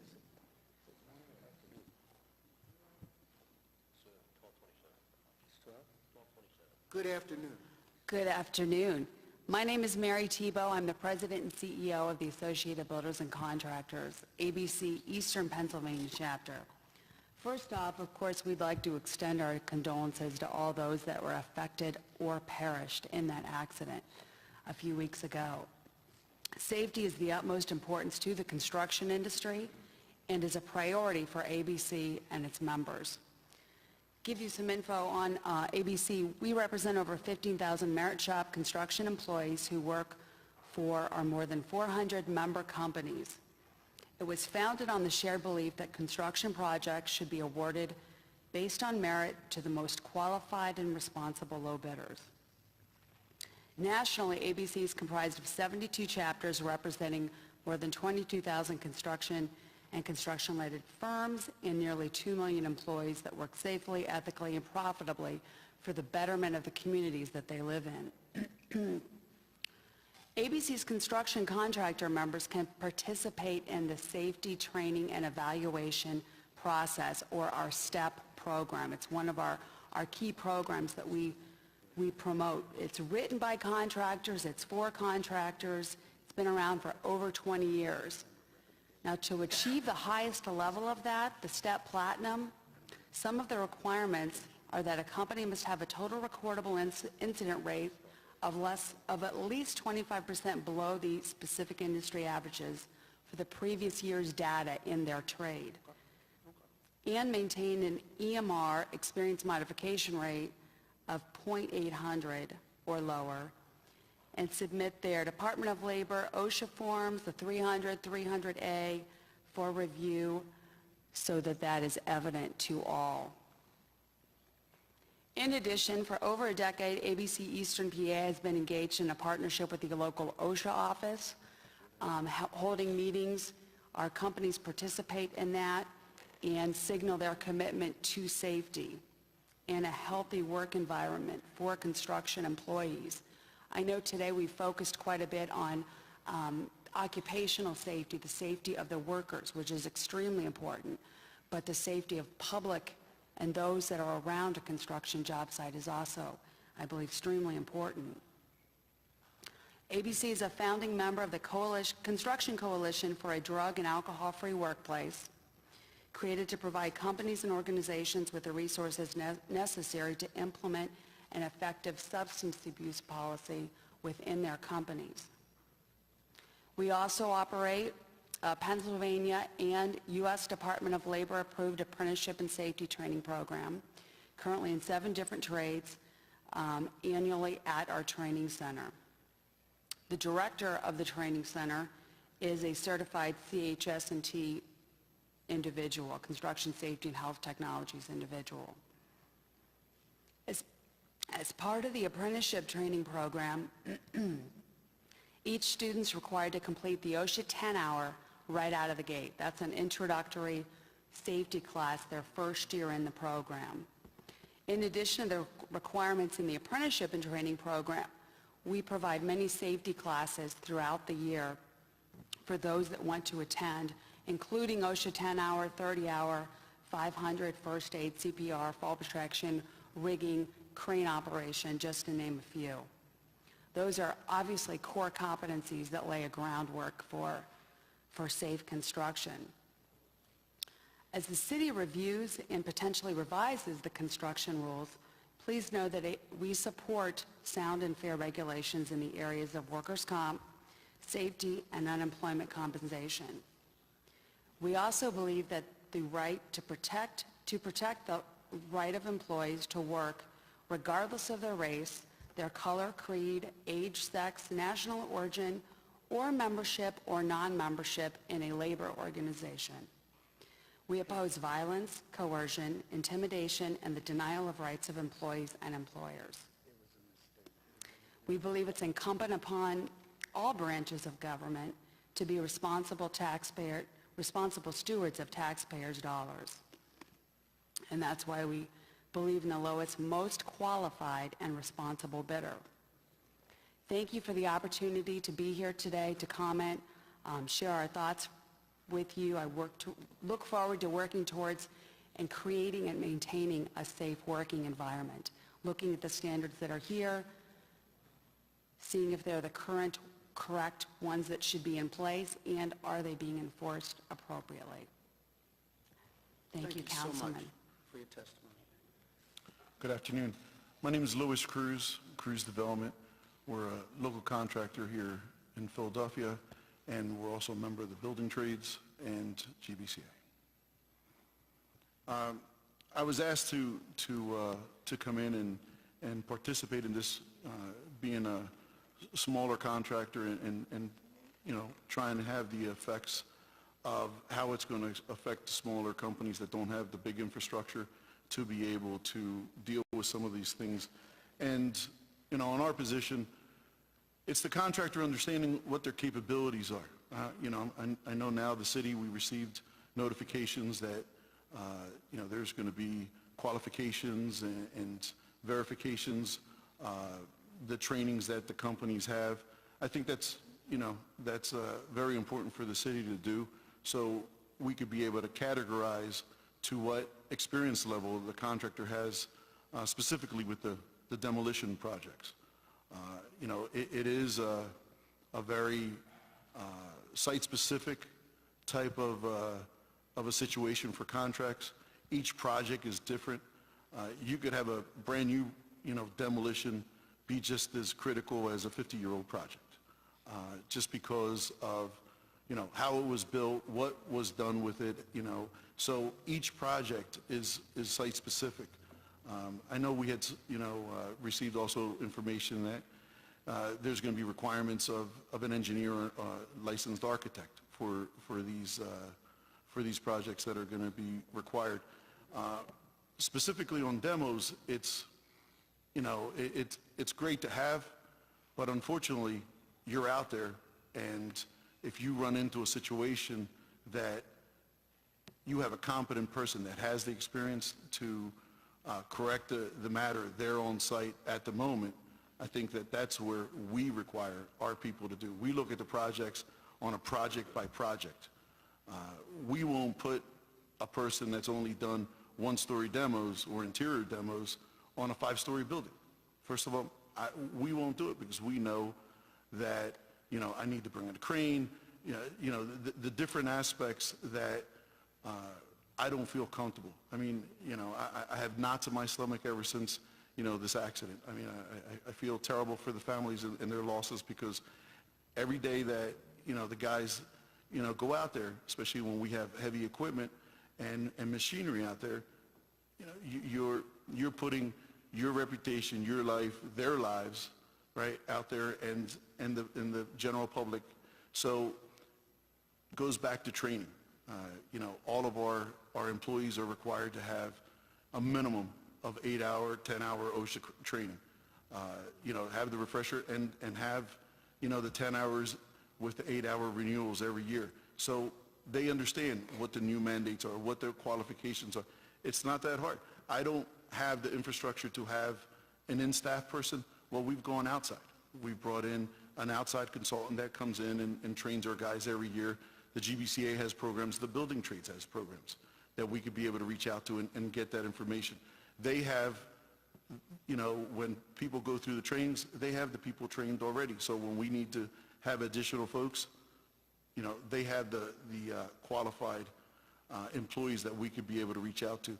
Our foremen, superintendents have to have the 30-hour because it's just they need to understand, the maximum. They need to have the experience. It's all experience by the job. Really, you can't throw a blanket on everything and cover everything because you're not going to be able to. I'm not going to send, a foreman with an unexperienced, operator. It was mentioned earlier that, we need to have more than one person. Yeah, if we have equipment on the site, there needs to be a competent operator who's been in those situations or worse, so they could be able to understand what they're doing. And on the ground, the foreman and the employees need to understand what they're doing and watching and following protocol. Site-specific safety is the utmost importance to us. I really don't have, much more to answer to that, but I'd be glad to answer any questions. First of all, you've said a lot in few words, which is art. One of the things that I would like to ask all of you, and any of you are free to answer it, when you, in your professional opinions, when you approach a job, and I heard your words of each job is individual, you do an individual assessment. At what point do you say, we need scaffolding on this, and how much? And then also, at what point does a kick come in that says we need to not have the building adjacent occupied? It comes from a competent, Can you pull the mic up and then say again your name? it comes from a confident person that has the experience in the field and knowing what they're doing, to be able to see and look beyond the actual of a demo job. Just take specifically a demo job. Now, if we take like the job downtown, we're not going to mention, but an experienced person would have known to say, well, wait a minute. First of all, we got a jointed building next to us that's only one story, and it is occupied. Why would I go even think about doing any kind of demo with an occupied building right underneath me? You got a building hovering over top of you, and you got an existing store that's in operation. I mean, everybody that's on that job, to me, just didn't consider the circumstances that they was in, and it's a shame. But as we mentioned before about the safety and the training, if they had the safety and the training, I think it would have kicked in, and that's So we're not going to mention. Correct. We ain't gonna mention it. But Right. in a case when you come out to a job site. Correct. And you see a multiple-story building above a single story, Right. what are the things that you start to factor? First of all, safety. The pedestrians. Make sure that it's being done safe with the scaffolding, or if they don't have the scaffolding, make sure that they have the high reach. Make sure they have the proper equipment to be able safely to do the job under no matter what the circumstances the job requires. Make sure that, first of all, safety is first, and make sure that the person who's doing the job is a competent person that will be able to do the job without harming So you have people who have experience, if I interpret what you said, Right. that know about multiple-story jobs. That's Correct. the first thing. Correct. Second thing is, by way of occupied versus not occupied, how do you approach it then? What do you say? Do you recommend evacuation of the occupied building or doing it on off hours? I would what are recommend your process? to do it on off work hours. If the building is still in existence, just do it on off work hours. You can't knock down an occupied building when people is going in and out and you're doing demo right next door. We have to do it off work hours. The timing has to be offset where there could be no danger, no harm to become to anyone on that site. And there are no occasions when you would do that in an occupied adjacent No, building? wouldn't even think of it. All right. Anybody else want to comment on that? I just think, again, each project is individual. You have to go out there prior to doing any kind of work and do an assessment of, the structural integrity of the building.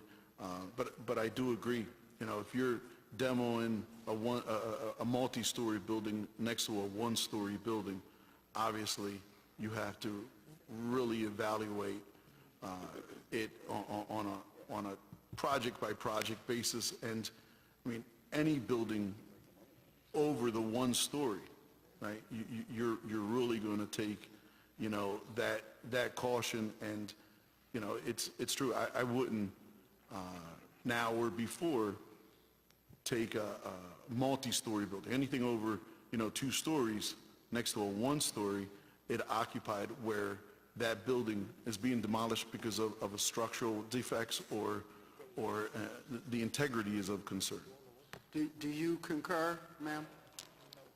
Yeah, Councilman, you asked at what point do you know when you need all of that in a job site, and that should be known up front. If you know you're going to be working on that job, that should be in your bid, in your estimate, a site visit, and as he mentioned, every site is individual, every site's different, to see what's around, what's our access egress, if it's an urban area, what's the traffic pattern, where are we going to be bringing equipment. All that should be in the plan from the get-go. The scaffolding should be in there. That should be known that, assuming all goes well, 6 weeks into the job, we will need to bring this on site. 8 weeks into the job, we'll need to bring this on site.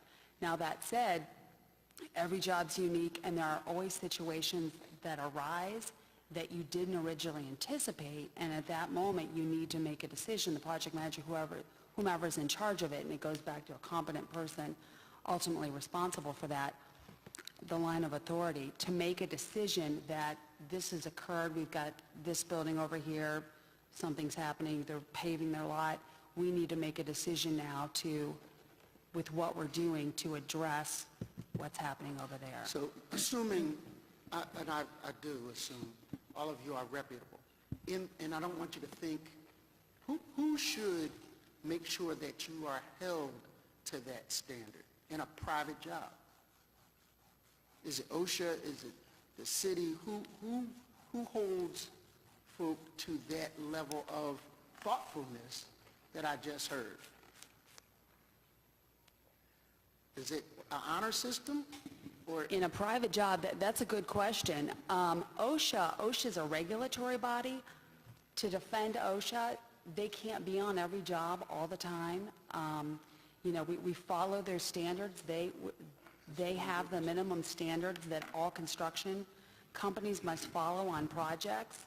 But as far as who is responsible, whoever the owner is of that building should have designated responsible people for the construction, demolition, whatever it is that's going on the project. again, I see reputable people who have common sense and ethics, but we have to be safeguarded as a municipality against those who don't. So I guess it was a rhetorical question that at the end of the day, we are. And we are going to have to step up to that plate to make sure that not just people of good intent, that those who may be profit motive and profit driven to cut a corner do not get away with that as well. And I guess the answer to that is us. Councilman Heenan? Thank you, Mr. Chairman. Just a quick few questions, but to just expand on who's responsible, we can have a long, ongoing conversation, regarding that, whether it's the owners, but, I think, responsible contractors who hire people who are trained, who complete apprenticeship programs, and who have OSHA training, who have some of the qualifications that, the two contractors, are up here. I think your testimony was awesome. Your judgments on the job decisions were excellent, and I think, on our ongoing hearings, because we're going to have another one with best practices, I hope, all right, that you come back and tell us about the best practices, because you gave us a glimpse today on what a responsible contractor does out in the field, and how the employees, the direct employees, not 1099s, who pay cash and circumvent the system, are paid. The question is to the Reverend and to you, Mr. Cruz, is, how critical is it, not just in safety, but the success of your business, right? Because you can be a successful business man or woman in this city regardless, on having people who are trained, working as direct employees for you. And how critical, now this is important, how critical is it that somebody has completed an apprentice program, that you hire? So that's a question to both of you. Well, I think the training is the most important for for anyone, you know, and what I always say is, you know, if I'm going to be putting out new employees out there that are new to the industry, I'm going to have them around majority of seasoned guys with them that have been out there and that have had the training, so they could be able to learn by, you know, by seeing the different situations out there, so they could be able to understand and see the different situations. You know, it's really difficult to pinpoint specifically, you know, since I know this is primarily around demolition. The demolition is really, you know, I was talking to a couple of colleagues from some majority firms, and I called them a couple of days after, and I said, hey, I said, you know, what's going to happen to our industry now? I mean, this is just, you know, unbelievable. I can't stop thinking about this because, you know, I mean, that same day, I went to every single job site, grabbed everybody, and said, look, you know, we have to really, you know, concentrate and think about the stuff. Don't let it, you know, drive you nuts, but at the same time, we have to be very careful.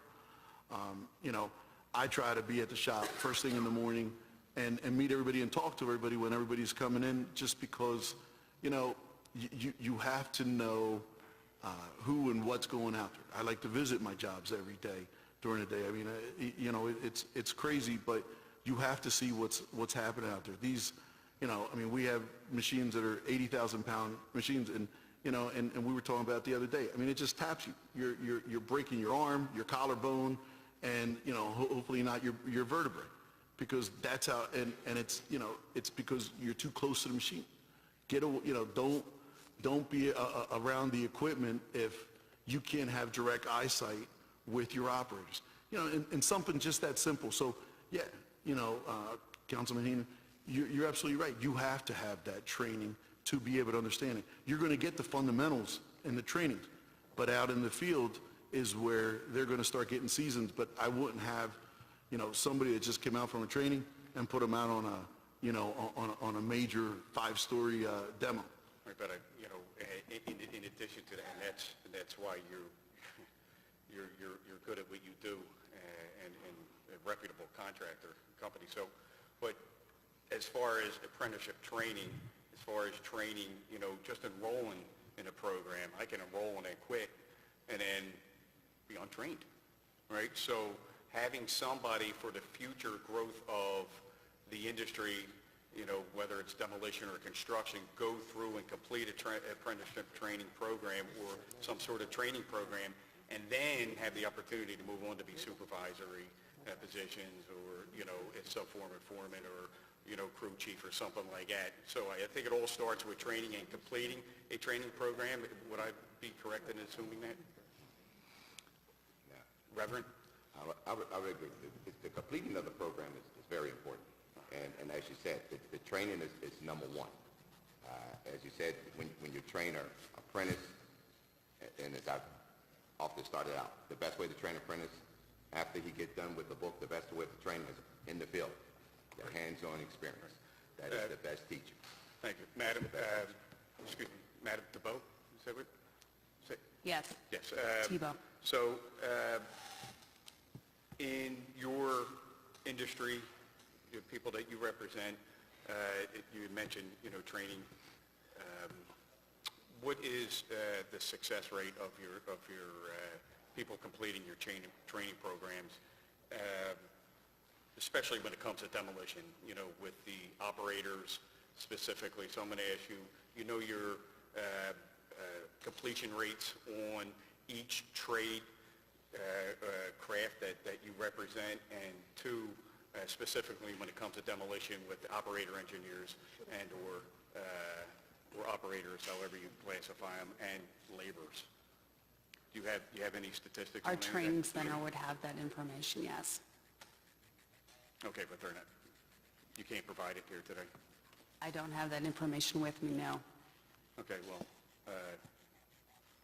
okay, my past experience shows that it's incomplete anyway, So if you could provide them to the chair, we'd appreciate that. I have no further questions. Thank you, Councilman Heaton. Just real quick, and should a crane operation demolition instantly require scaffolding? It depends. Now, Mr. Sullivan, you feel free to answer that if you want. I'm sorry, Councilman, I didn't hear what you said, Nate. Should it, whenever we operate a crane, just like I've gained valuable insight by way of occupied versus unoccupied buildings, should it, whenever you involve a crane, should it instantly require scaffolding? Typically, when you're using a crane, you're in a safe zone. The crane's probably 100 foot away from... When I say around maybe the perimeter. Oh, so you're saying like a safe zone? Existing building. Yes, Come up, you yeah, gotta come up. absolutely. Yeah, right. Yeah.